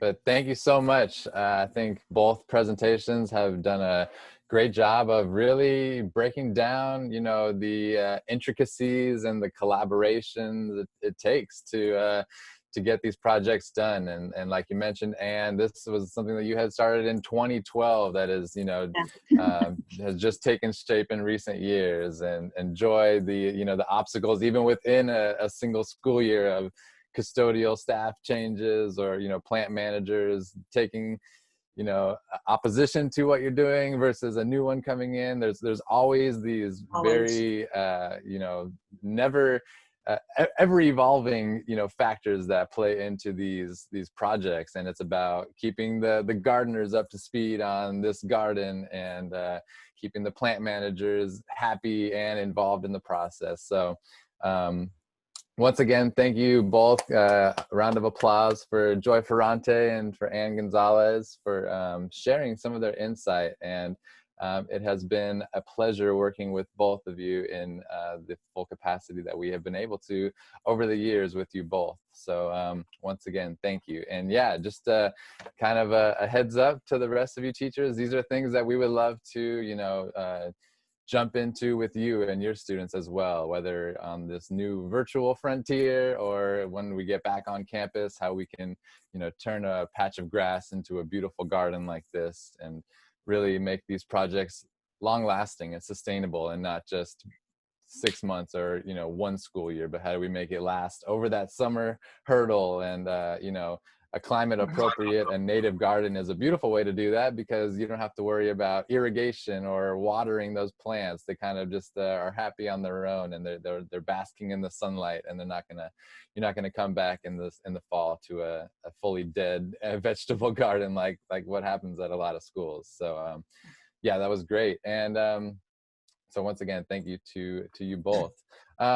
I would like to show you all a quick, well, I'm required to show you all, because normally in our Summer Institute full day deal, we would be taking a trip to a landfill, to Puente Hills landfill, actually, which I mentioned earlier. We've been there in years past. We get a cool tour of the landfill and the material recovery facility. But instead of that, since we are here on this virtual platform, I'm going to be showing you a video of a landfill instead. So yeah, stay tuned for this exciting video of a landfill. And the sound. What do you think this is? You're looking at a modern day landfill. We believe in protecting the planet and applying effective solutions to recycling and waste challenges, while collecting nearly 5 million tons of recyclable material annually. However, when waste material can't be reused or recycled, we bring that waste to a landfill. Landfills are part of the essential infrastructure necessary to help keep our communities running. Society will always need landfills for the safe disposal of most non-recyclable items. And in the 21st century, the role of landfills will become increasingly important as the U.S. population continues to grow. As an essential part of the community infrastructure, it is important to understand that, simply put, there is much more to a landfill than meets the eye. Landfills are more sophisticated and secure than ever before, made up of highly engineered containment systems that act as a safe and permanent repository for waste. They protect our environment through a series of complex systems designed to manage and treat waste byproducts. And they are a source of creative, biodiverse efforts to help maintain and manage waste. We're all fairly familiar with the first few steps. We place our waste in the trash bin, and on trash day, the non-recyclable items are picked up and taken to a landfill. The less familiar steps happen once you get to the landfill. Once waste reaches the landfill, it is carefully placed into what we call a cell. Once waste is deposited, it is compressed at approximately 1,500 pounds per cubic yard to conserve as much space as possible. Once a cell is made, it is covered by soil and compacted further in order to limit wind-blown debris and odors, creating a stable, engineered repository. These cells make up what we all know as a landfill.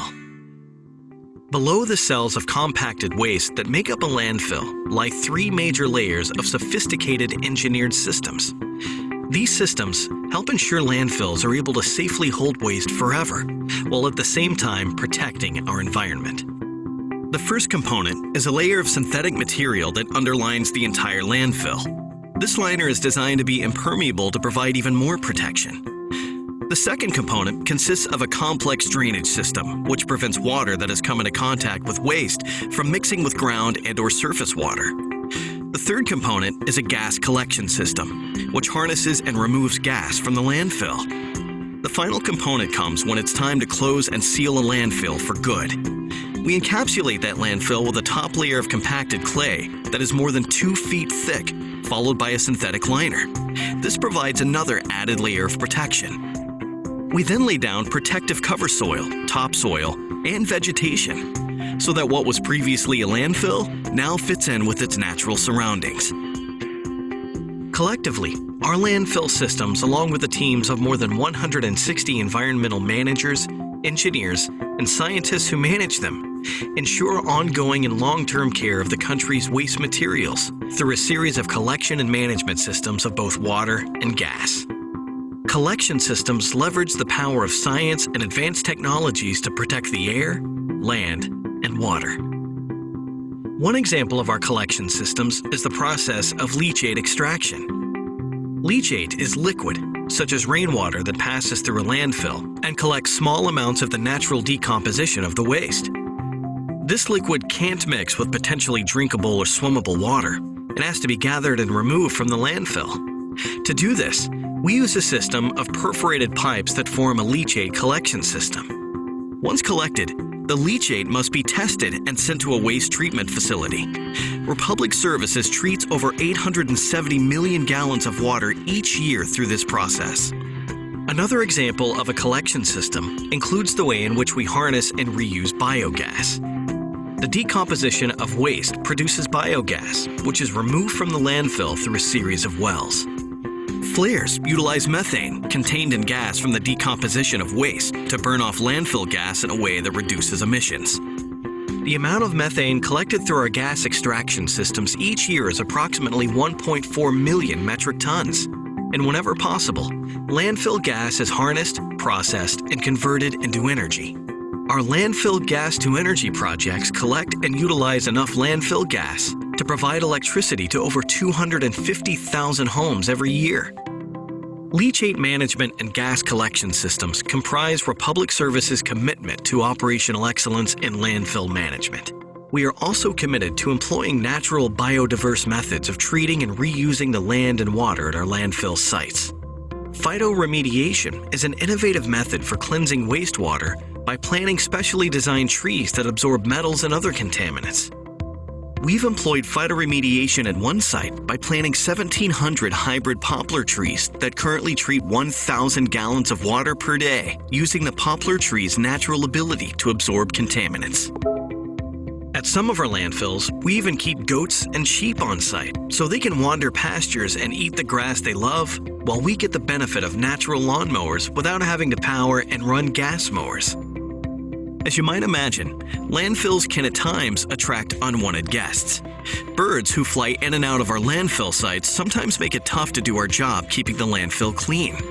Therefore, we take advantage of yet another natural resource by deploying falcons at some of our landfills.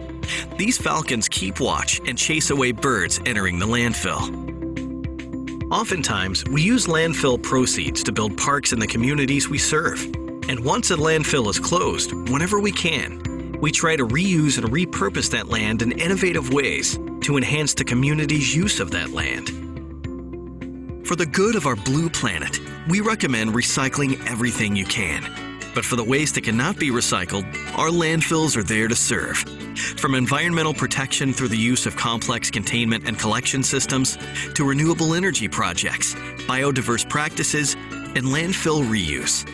We are committed to the preservation of the planet, a cleaner, safer, and healthier world where people thrive, not just for today, but for generations to come. We'll handle it from here. All right, now that little video was from Republic Waste Services, who actually services all of LAUSD. So if you're in LAUSD, then you have your waste handled by Republic. So that was one little glimpse at landfill operations, and just to reiterate the fact that landfills are actually a great opportunity for field trips. It's a great eye-opener for students, whether you go to Puente Hills, which is closed because it's hit capacity, or you go to an active landfill. I think the active ones tend to be a little more hard-hitting, a little more impactful. But also I want to give you a quick video to show you about Sunshine Canyon Landfill, which is one of the last 3 active landfills here in Los Angeles County. So we'll do this quick 3-minute video, and then we'll actually jump out into breakout groups to have some discussions. So enjoy.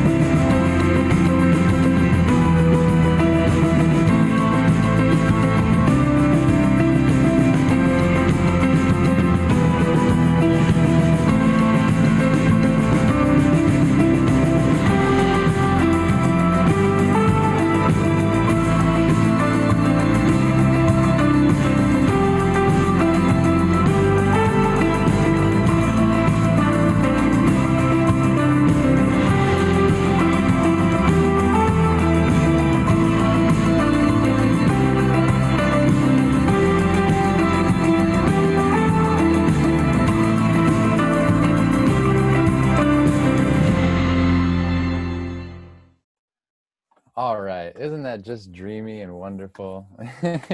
I think that was a great video to show, to illustrate what's going on at a landfill. Of course, an in-person trip to a landfill is a much different scenery, and you get to see trash flying around and, you know, the birds attacking it. But in lieu of an actual field trip to the landfill, this was about the closest we can get. Again, Sunshine Canyon is LAUSD's landfill, because they are, you know, part of Republic's Republic provides the services for LAUSD. So a lot of your waste may be ending up over there at Sunshine Canyon landfill, where you might be able to take a field trip with your students and see where your waste is ending up. And I do, again, think that that is a great opportunity to show the young folks how to do that. All right, we're going to jump into a quick 10 to 15 minute breakout session. We would love for you to be able to network with each other. We are going to jump in after your breakout sessions into more of a presentation again about how we as Generation Earth can support you as teachers in your classrooms, either digitally from distance learning, or, you know, back when we get to on-campus fun as usual again. But we do want to at least, you know, try to replicate the networking that happens at these, you know, workshops, at these professional development sessions that would occur in real life. So we're gonna throw you all into some breakout rooms, and we want you to be chatting with each other. We want you to talk about your experiences. So maybe if you would like to do a quick, you know, 20-second icebreaker, you can most certainly do that. Just say your name, where you're from, and what your role is at your school. And, you know, maybe what's your favorite outdoor activity. But really, we want you to be getting to the meat of the discussion, which is, what would you like to achieve with your students around environmental service learning in the future? And what can we share or create to support your environmental education efforts or projects? So again, just opening up discussions, opening up doors for you all to be able to meet one another, talk about your experiences, share your insights, and possibly even, you know, help one another, or maybe even join forces to collaborate and come at this together in the future. So I believe let's turn it over to Isa, and go ahead, Isa. Yeah, just some housekeeping before we move into breakout rooms, and thank you, Kenny. We wanted to, like Kenny mentioned, get to talking and start brainstorming. Many of you are going to start building some lessons, unit plans, and really thinking about, what is this going to look like now that we know that we're going to be doing some distance learning? And so, as Kenny mentioned, we do want to get to know you. You got to know us in the intros. And so while this group is only together for 15 minutes, our staff will be participating as note takers. And in those 15 minutes, you'll have a quick whip around icebreaker where you'll introduce yourself, where you're from, and your role, as well as your favorite outdoor activity or thing. And by thing, I mean an item. For me, it's the sunsets. I couldn't figure out another word better than thing to describe, you know, other parts of our outdoor environment. But yes, your favorite outdoor activity or thing, and then, you know, respond to some of those questions. We will be taking notes and we will share those with you, but our goal is to really collaborate with you and build together and really think about, what are we going to be doing to make the outdoors accessible inside and through these virtual platforms. And so, Ariel, go ahead and kick us off. Everyone will be placed into groups, and we'll see you there. Great. Awesome. Okay, thank you so much for sharing. Go ahead, Rebecca. Hi, I'm Rebecca. I teach at Thomas Starr King Middle School in their environmental STEAM magnet. And I teach English, 6th grade English, garden elective. And I am the sponsor of the Earth Savers Club that was started by some students a number of years back. And my favorite outdoor activity is walking and collecting things as I walk. Seed pods, especially. I like collecting seed pods. Seeds. Awesome. Okay, and then whoever would like to go next, I don't want to say your name incorrectly, as I see the last name Azama. Yeah. Yes, hi. Hi, I'm Miho Azama. I also teach at Thomas Starr King Middle School. I taught 7th and 8th grade for the past 2 years. So this coming fall, I will be teaching 6th grade science, which is brand new to me. Wow. So I've been learning something new every day as a new science teacher. My favorite outdoor activity is hiking and just sightseeing, like appreciating the natural, what the natural world has to offer. So like going to Yosemite, going to Grand Canyon, stuff like that. Amazing. Those are all great, beautiful locations. So thank you. Jessica, I see you. I don't know if you're available. And then Nancy said she was having some internet issues, so she put that into our chat. Teach at Nava College. Hope to teach my students how to reduce and recycle at home. Great, we have a home audit for waste, and so we can, Kenny's gonna give some examples of that, and I would like to expand the recycling club at the school. I love hiking and sunbathing. Sounds like we're all gonna go on a hike after all of this and catch some sun rays. Okay.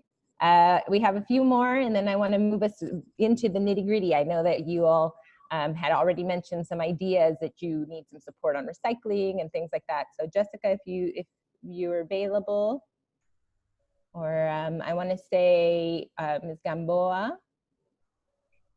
My screen, Jessica, is frozen.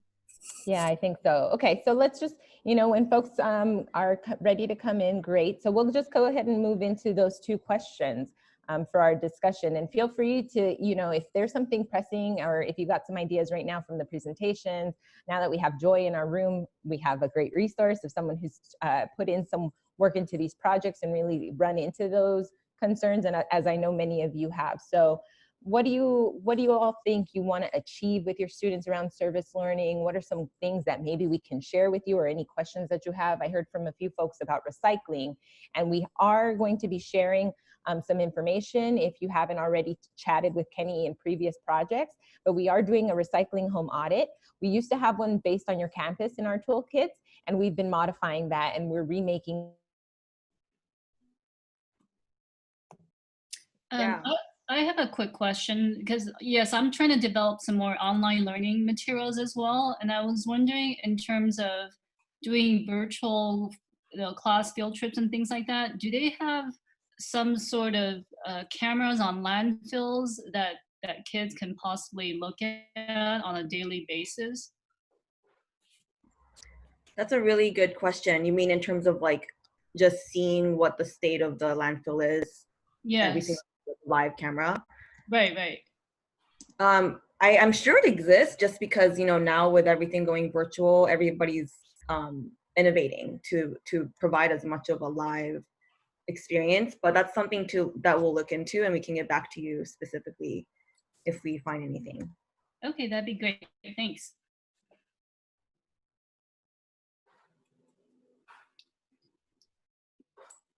For me, I teach chemistry mostly to 11th grade students, and at my school, in the recent social movement, we're trying to develop interdisciplinary work for our students to do YPAR projects, or youth participatory action research.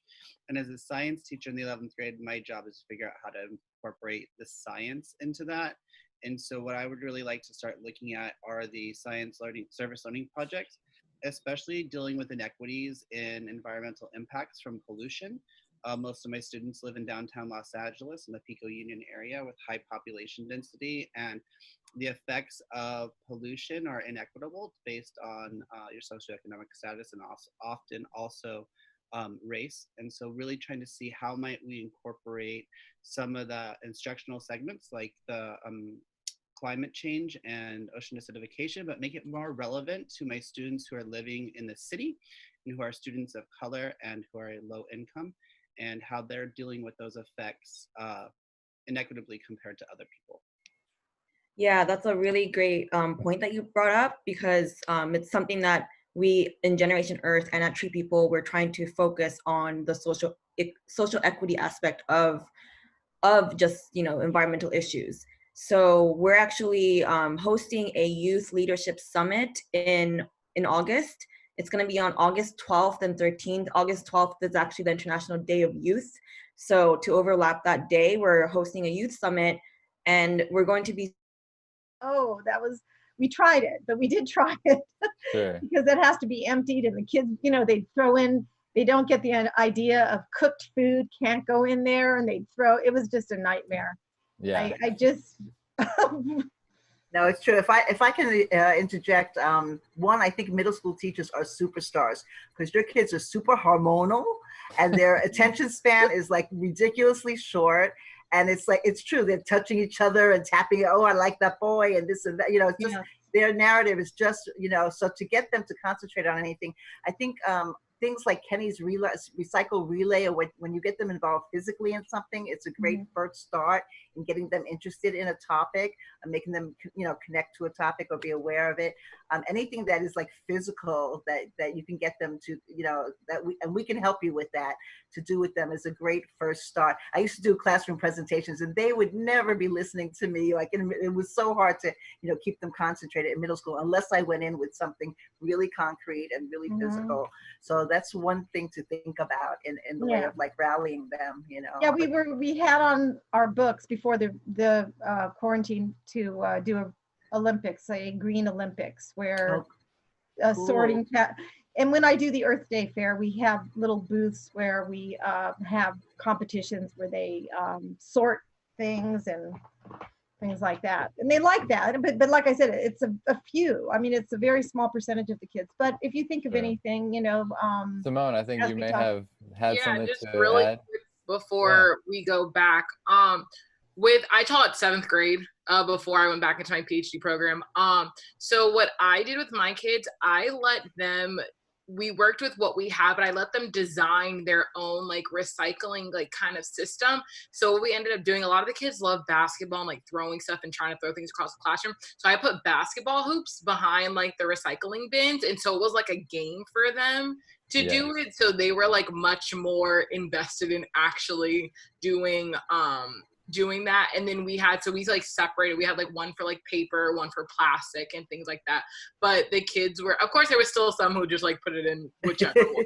But it was much easier to actually get them to participate in the practice of recycling and doing things like that by making it more interactive for them and something that was interested for them. And that was actually based on a student's idea through an activity we did for them to design a recycling system for our classroom. I love it. Thank you. Okay, so I see the timer Thank counting you. us down now. So I think that's a great idea. That's kind of the perspective I was going to come at it with as well. Susie, to answer your question of how to get them engaged, really make it part of the culture, make it part of like what the students want. You know, those few eager individuals that are concerned with environmental projects, tap into those students and allow them to kind of replicate out into the student body and let the students be part of the conversation, be part of the facilitation and the sustaining of the project. And even something simple like Simone mentioned, throwing some hoops on there and make it a little more fun and a little more engaging are great ways. And I find that having it become part of the student culture as opposed to like it being something that the teachers or the authorities are telling them to do is a lot more.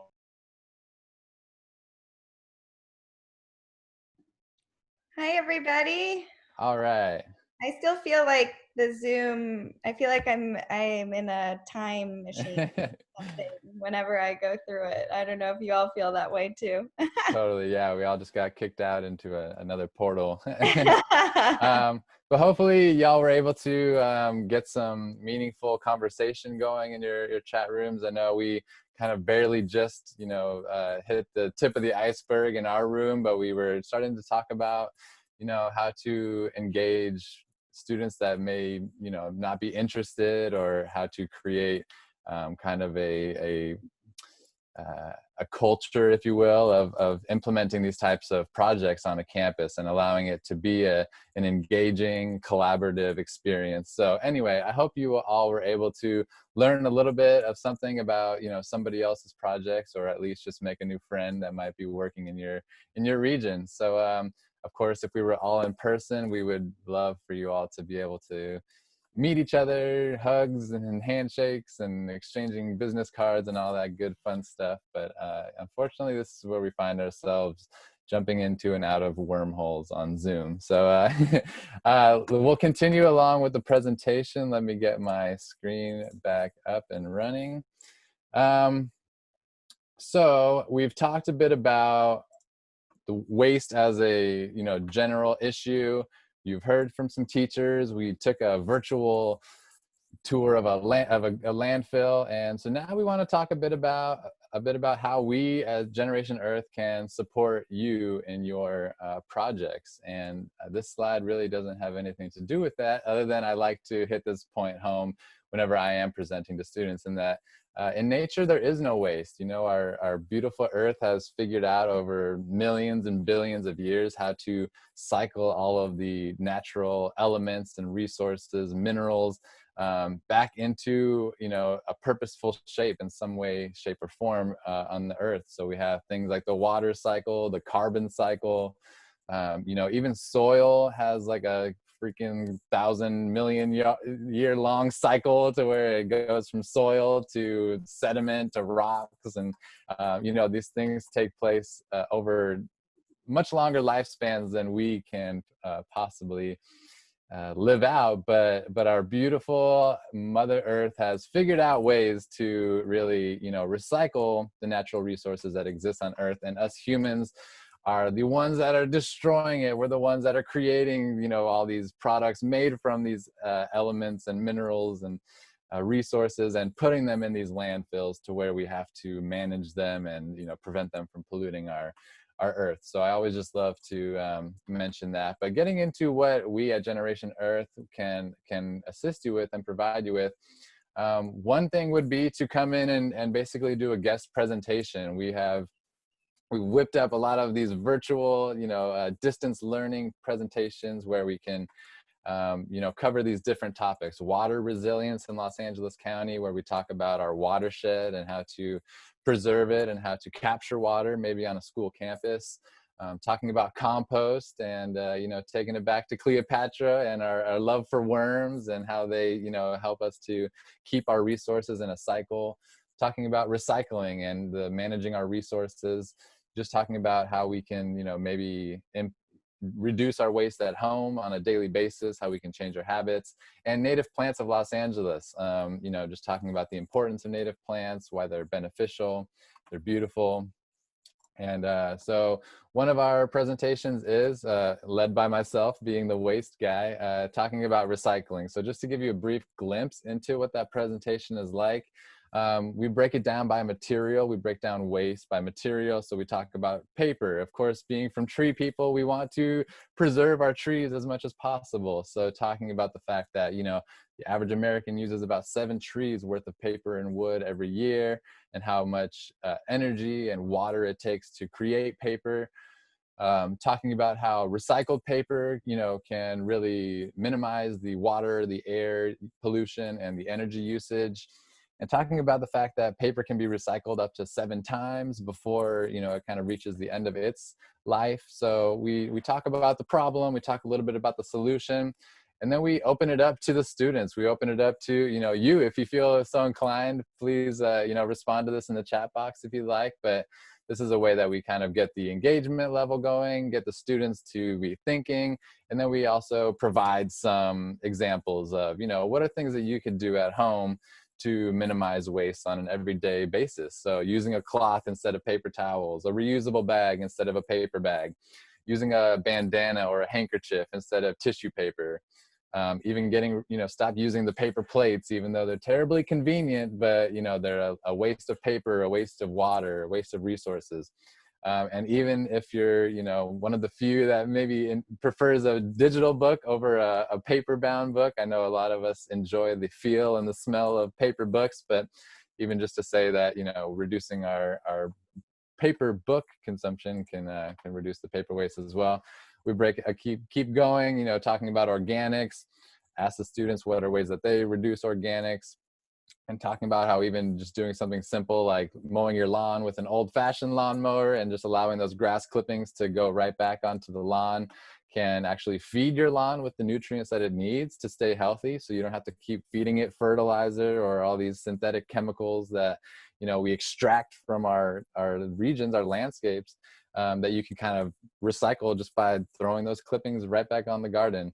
And then other organizations like Food Drop or Food Finders or Nourish LA, who are, you know, organizations that gather up uneaten foods that are still edible, and they help to distribute them elsewhere. So they take perfectly edible food, they take them to food banks, to churches, to shelters, places where the food will not go to waste because it will be consumed. There's actually another really neat program that takes some of the food to our local zoos to feed animals that, you know, might be hungry as well. So just these neat programs that divert our waste from landfills, keep our resources alive, and ultimately benefit those that are in need of food and still hungry. Again, just kind of the last little breakdown would be like plastics and how to replace maybe some of our everyday plastic items like plastic utensils, plastic straws, plastic water bottles, Ziploc bags, and saran wrap can all be replaced with more sustainable, long-lasting, and more environmentally friendly deeds. So this is our way of bringing the you know, a campus waste project to the home. Obviously, we can't really have a campus waste project at the moment with no physical campus to be on. But if we can figure out ways to make it, you know, competitive or engaging for students to reduce their waste at home on an everyday basis, then maybe we can have like a competition for, you know, whoever uses the most amount of reusable products, and then have students take tally of that over a month or something. So figuring out ways to bring it to the home. Another way that we can do this and bring it to the virtual frontier is by doing another one of those instant expert activities like we just did about an hour or so ago, where you know, we hop on a call with the students, break down the activity, allow them to generate some of this material, get the conversation going, and yeah, let them have a little fun art exercise. Also, we are creating environmental quizzes. So these, they track points. There's points for each question, and you know, some questions are more difficult than others, and it's kind of just a fun collaborative way to learn by having these quizzes where the students are kind of competing as well at the same time as learning. We also have a home waste audit where students can, you know, break down the items that they find in their trash or in their recycling, figuring out how to reduce the amount that goes into the trash and maybe expand the amount that goes into the recyclables. And this is a resource that we have in both English and in Spanish. So, you know, hopefully that'll reach further than some of these other resources. And another one is, you know, writing to local council members. If there's a group of students that have a particular project that they're focused on, that they would like to, you know, receive support for, or even just write to somebody to groan about the issue and try to help, you know, change those systems, then we would love to help facilitate with that process too, of writing out to our decision makers, our stakeholders who are ultimately taking part in the discussions around these issues that we're so concerned about. So please use the chat box. Let us know if you have any questions or concerns about starting a waste project with your students and how we might be able to help. Otherwise, I'll provide you with all of our contact information at the end of this presentation, and feel free to reach out directly to us. Let's start that conversation. Let's get things going. You know, just because we're all at home, just because we're meeting over Zoom, doesn't mean that we can't start brainstorming, doesn't mean that we can't start with the first stage of these projects, which is getting the students to become aware of these things and to just keep it moving, just keep things alive. So this I next, want to add one more thing before you move sure. on. So I saw in the chat a suggestion to create a scavenger hunt, and I want to emphasize that we are really here to partner with you, and so we really want to hear what your ideas are, what you're teaching in the classroom, because I think we all know on this call, the more that you tie it back to what you're teaching in the classroom, the better the learning, the more integrated it is. So we're very adaptive here at Generation Earth, and we have a lot of things that we can create and provide for you. And when I see the best virtual projects come down, we've worked with LAUSD Northeast and East, and other school districts all across the county, where teachers tell us, I really would like to do this. So what's an activity that I could supplement the learning with? And then we work with you to create something. So the ideas that Kenny shares, some offerings that we have that we've already created, but we really do want to spend the next month designing things that are things that would be helpful for you in the school year. So again, it really is a conversation and us figuring out how we take our expertise on the environment and content and hands-on learning and adapt it for your students at home. So I'd just like to emphasize that there are many possibilities around this. We're also going to be creating a lot of home worksheets that tie in with the toolkits so that, if students want to use that and that's easier, or teachers want to use that, that will be created as well. So we're open to the dialogue and starting the conversation and figuring out how we can best serve you and what we can create to best help you and aid you in the fall and the next school year. We're really interested in that. So this is a time to be creative. We have ideas, but really we just want to support you the best way possible that we can. Yeah, and I'd like to chime in because I saw something come in from Gamboa about problem-based learning. And so we know that each school has different cultural models, they have different models of learning and systems. And so we are happy to take on those challenges and to address those. My background is in teaching and in administration and in teacher coaching. And so I worked with interdisciplinary coaching. And so we know that all the disciplines in some way can connect to some of these service learning and environmental learning ideas. And like Ariel said, we really just want to work on collaborating with you. I have clear understanding, and so do our coordinators. They are trained on problem-based learning. We have talked about project-based, right? And we know the different nuance in service learning versus problem posing. And so we want to just kind of let you know that we're happy to collaborate with whatever models make sense within your school. And we are also looking for opportunities to partner with entire schools, because we know that now as you're collaborating online, students are having different access to different teachers. And so please reach out to any one of us on our team, and we will make sure that we're connecting with you and then connecting you to the right person. But yeah, if you and your school has adopted a particular learning model, or if you are implementing something or wanting to test something within your school and your curriculum that we want to align with, we're happy to learn something new, or we're happy to use what we've already been trained in to contribute to your learning in your classes. So thank you so much for those ideas. And we are just excited to hear your feedback so that we can improve our programming. Absolutely. Yeah. Thank you. So we're always trying to meet you where you're at. So, trying to receive your feedback before we even jump into anything is great. So we can come at it collaboratively and work on it together.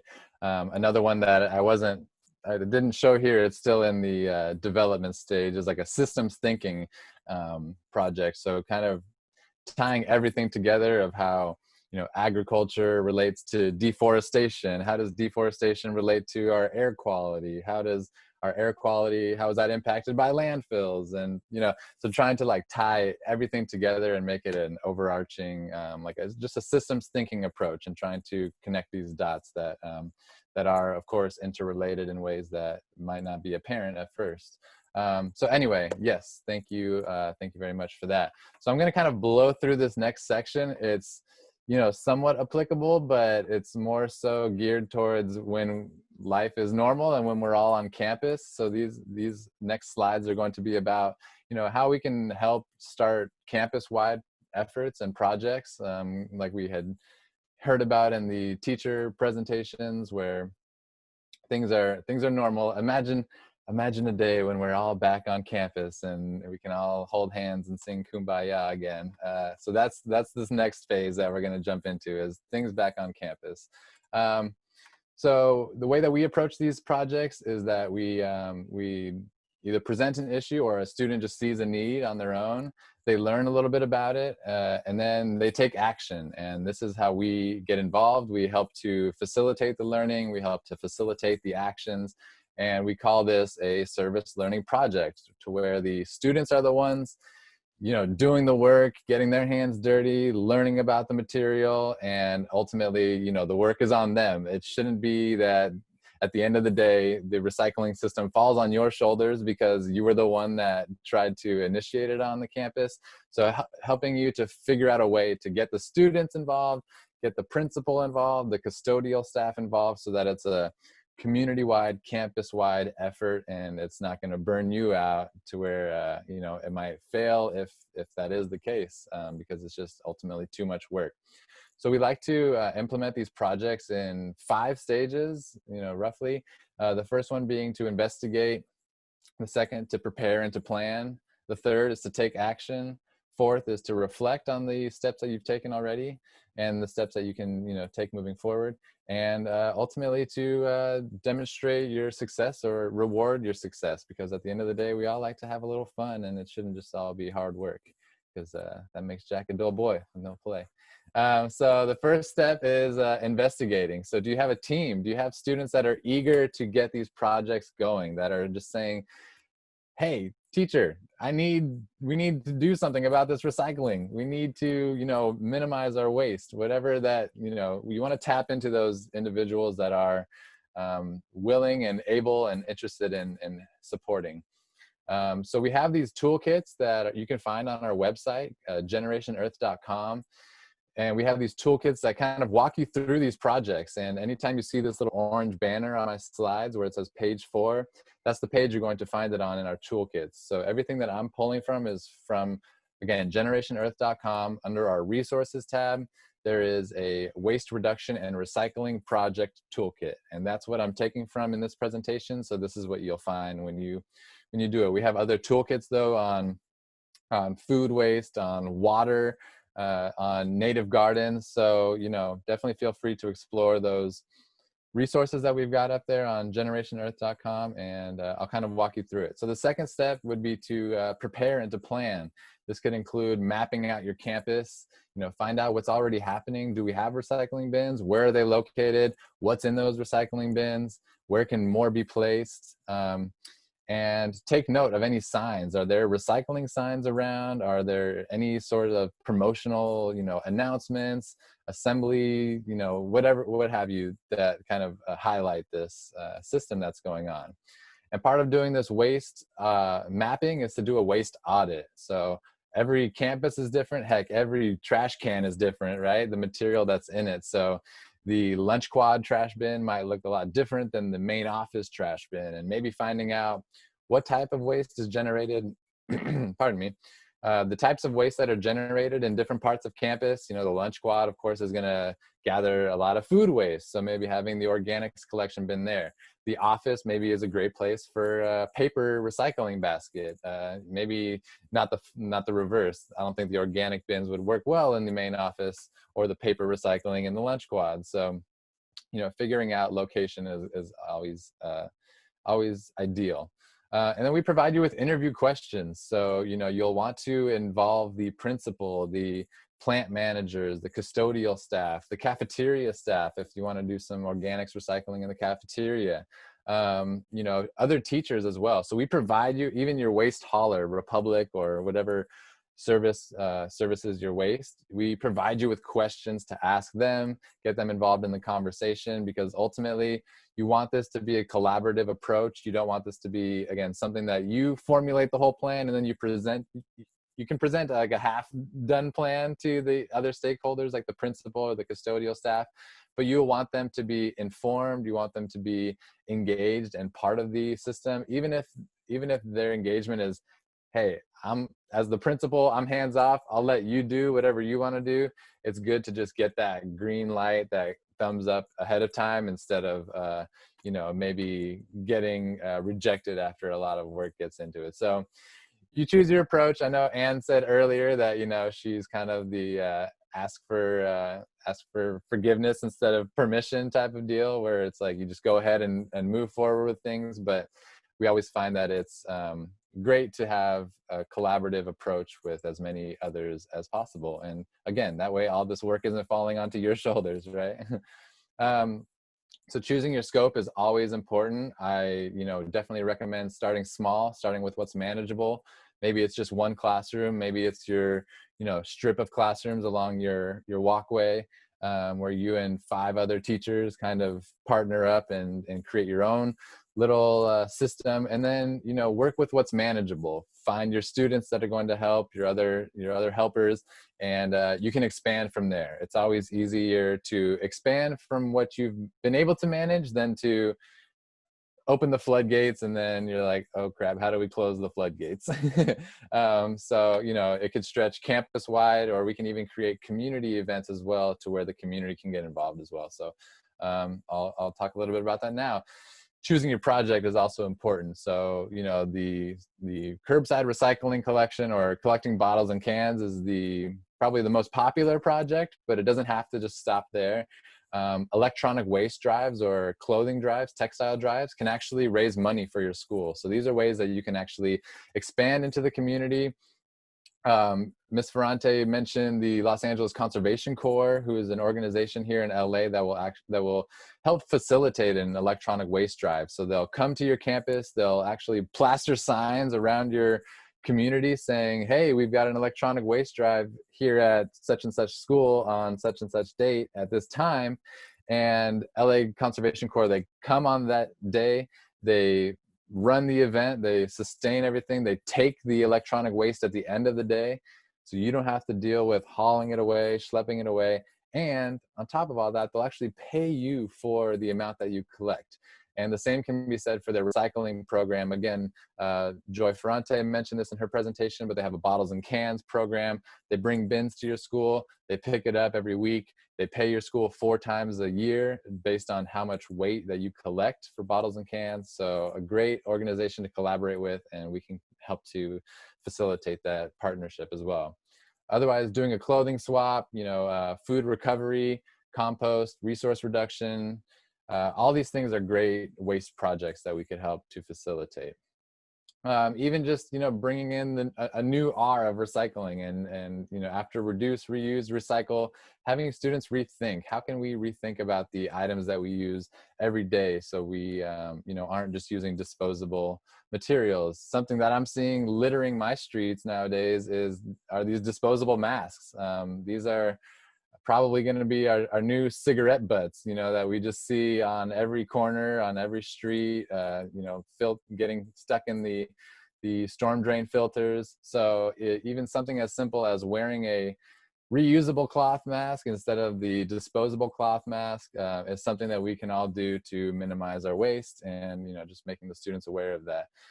Again, just some pictures from our natural landscapes that are accumulating a lot of this new waste that we're generating in this pandemic time. So masks and gloves are really starting to pile up. Of course, we want to plan for project sustainability. So we have some insight on page 30 towards this. Really, you know, again, getting the permission from the essential stakeholders that you need. What are the resources needed? A map of the school that you know, plan on promoting. Collection time and collecting materials. You want to be able to present all of this to the stakeholders so that you get that green light that you need. Also ask Generation Earth for resources. We can provide you with free bins. We can help you in the sign making process. We can try to help promote the program on campus, and we can also link you up with other organizations nearby that can help support do the same thing. Grades of Green is a great a great organization that also comes in and helps with schools. Cal Recycle, our state recycling board, they can provide more free bins. And again, the Los Angeles Conservation Corps can provide other services as well. And then, you know, your PTA or your PTSA is always a good place to try and tap into as well, trying to just gain extra support wherever you can. So once you've developed that plan, then you'll take action. You'll present, you'll purchase, possess, place, and promote. Having the right bin in the right place is, you know, might seem simple, but it's very important, as well as having signage, you know, things that are bright, things that are easy to read, maybe using a lot of pictures instead of words so that it's more a little catching to the eye, a little more engaging. And then promoting it at assemblies, lunchtime activities, you know, any way that you can kind of get the word out. The 4th step would be to reflect, track your progress. You know, it's always good to see the success that you've had up to this point, or to track the obstacles and to make plans for the future. And again, you can contact myself or my colleagues to help out with this situation. And the final step is to demonstrate and celebrate. Anne was a winner of our Battle of the Schools competition. Here's another winner of our recycling competition. This was Paris Middle School, and when they receive their trophies, they they have an ice cream party, a pizza party, and it's a way to reward the students for the great work that they're doing and keep them on track, keep them motivated. And who doesn't love ice cream? So yeah, the next steps for you would be to reach out, send me an email, hit me up. I would love to start the conversation going with you and figure out how we can figure out how to start these projects, whether on the virtual frontier or on campus. So yeah, I'll provide our contact information on the next slide, but for now, that's the end of this presentation. We would love if you could fill out the evaluation sheet that will be copy pasted into the chat box in just a moment. There it is. We have one more thing we wanted to share before we close. Please, yeah. Taylor, did you want to go? Yeah, hi, my name's Taylor Abrams. I am the outreach intern for Tree People, and I'm going to my second year at Colorado State University. So I was an LAUSD for elementary school, middle school, and high school. And I wish I knew about this program when I was there, because I'm very much an environmental activist, and all throughout high school, I really wanted to create like a recycling program or like compost program, but none of the teachers that I asked had any information about it or knew of any programs that I could contact to start like an eco club or anything. So I just want to put out there, like, it's really important to make sure that your students know that you're willing to support them in this way, and you have the resources to give them to create a change at your school. Thank you for sharing. Beautiful. Thank you, Taylor. Yeah, and I think we get actually requests all the time from students wondering what they can do, how they can plug in, especially now. I mean, I think we're feeling it and hearing it from our youth, right?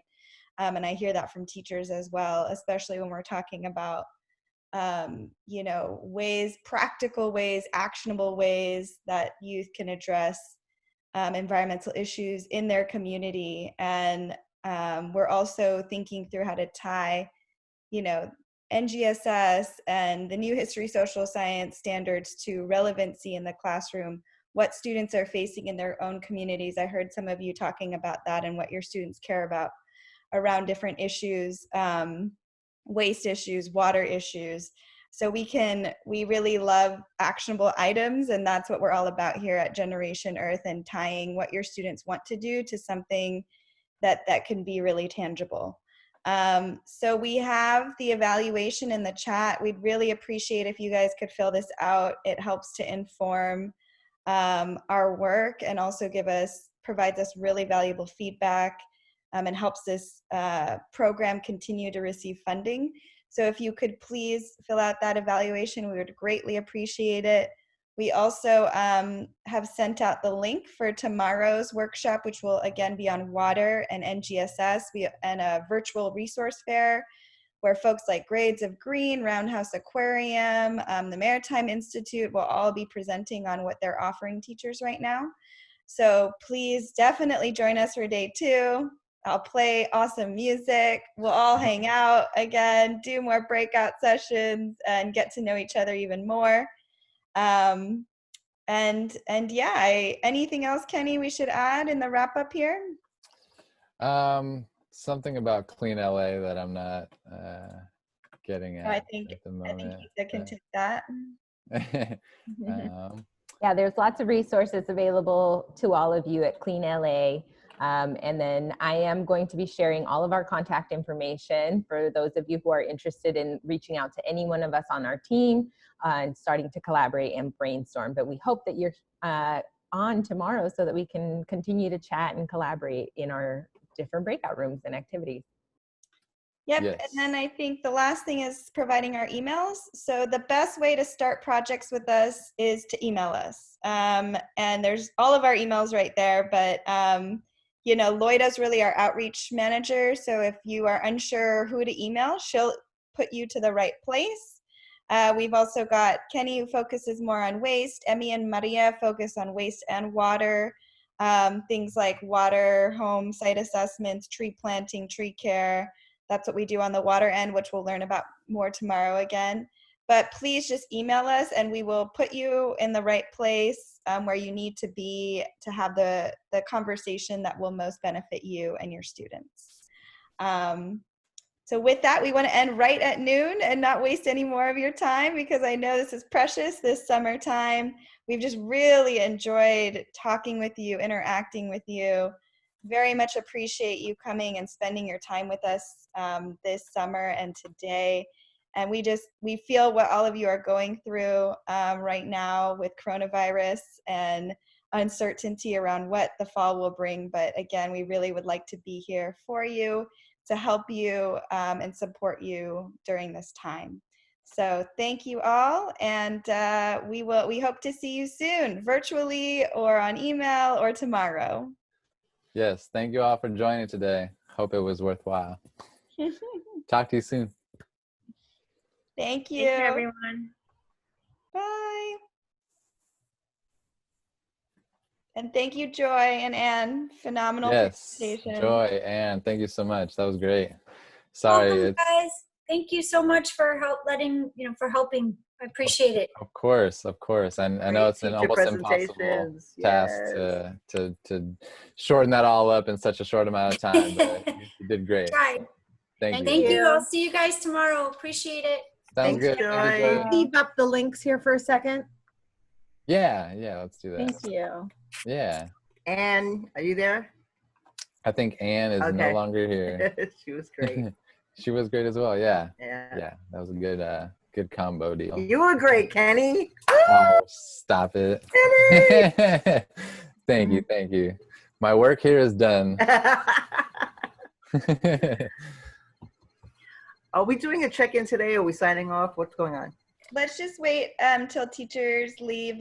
We're doing the evaluations, and then GE staff, we will reconvene, I believe, at 3 today. Mm-hmm. Nice job, all of you. Nice work. Thank you, Keeping up yeah. the tradition of rocking it out of the park.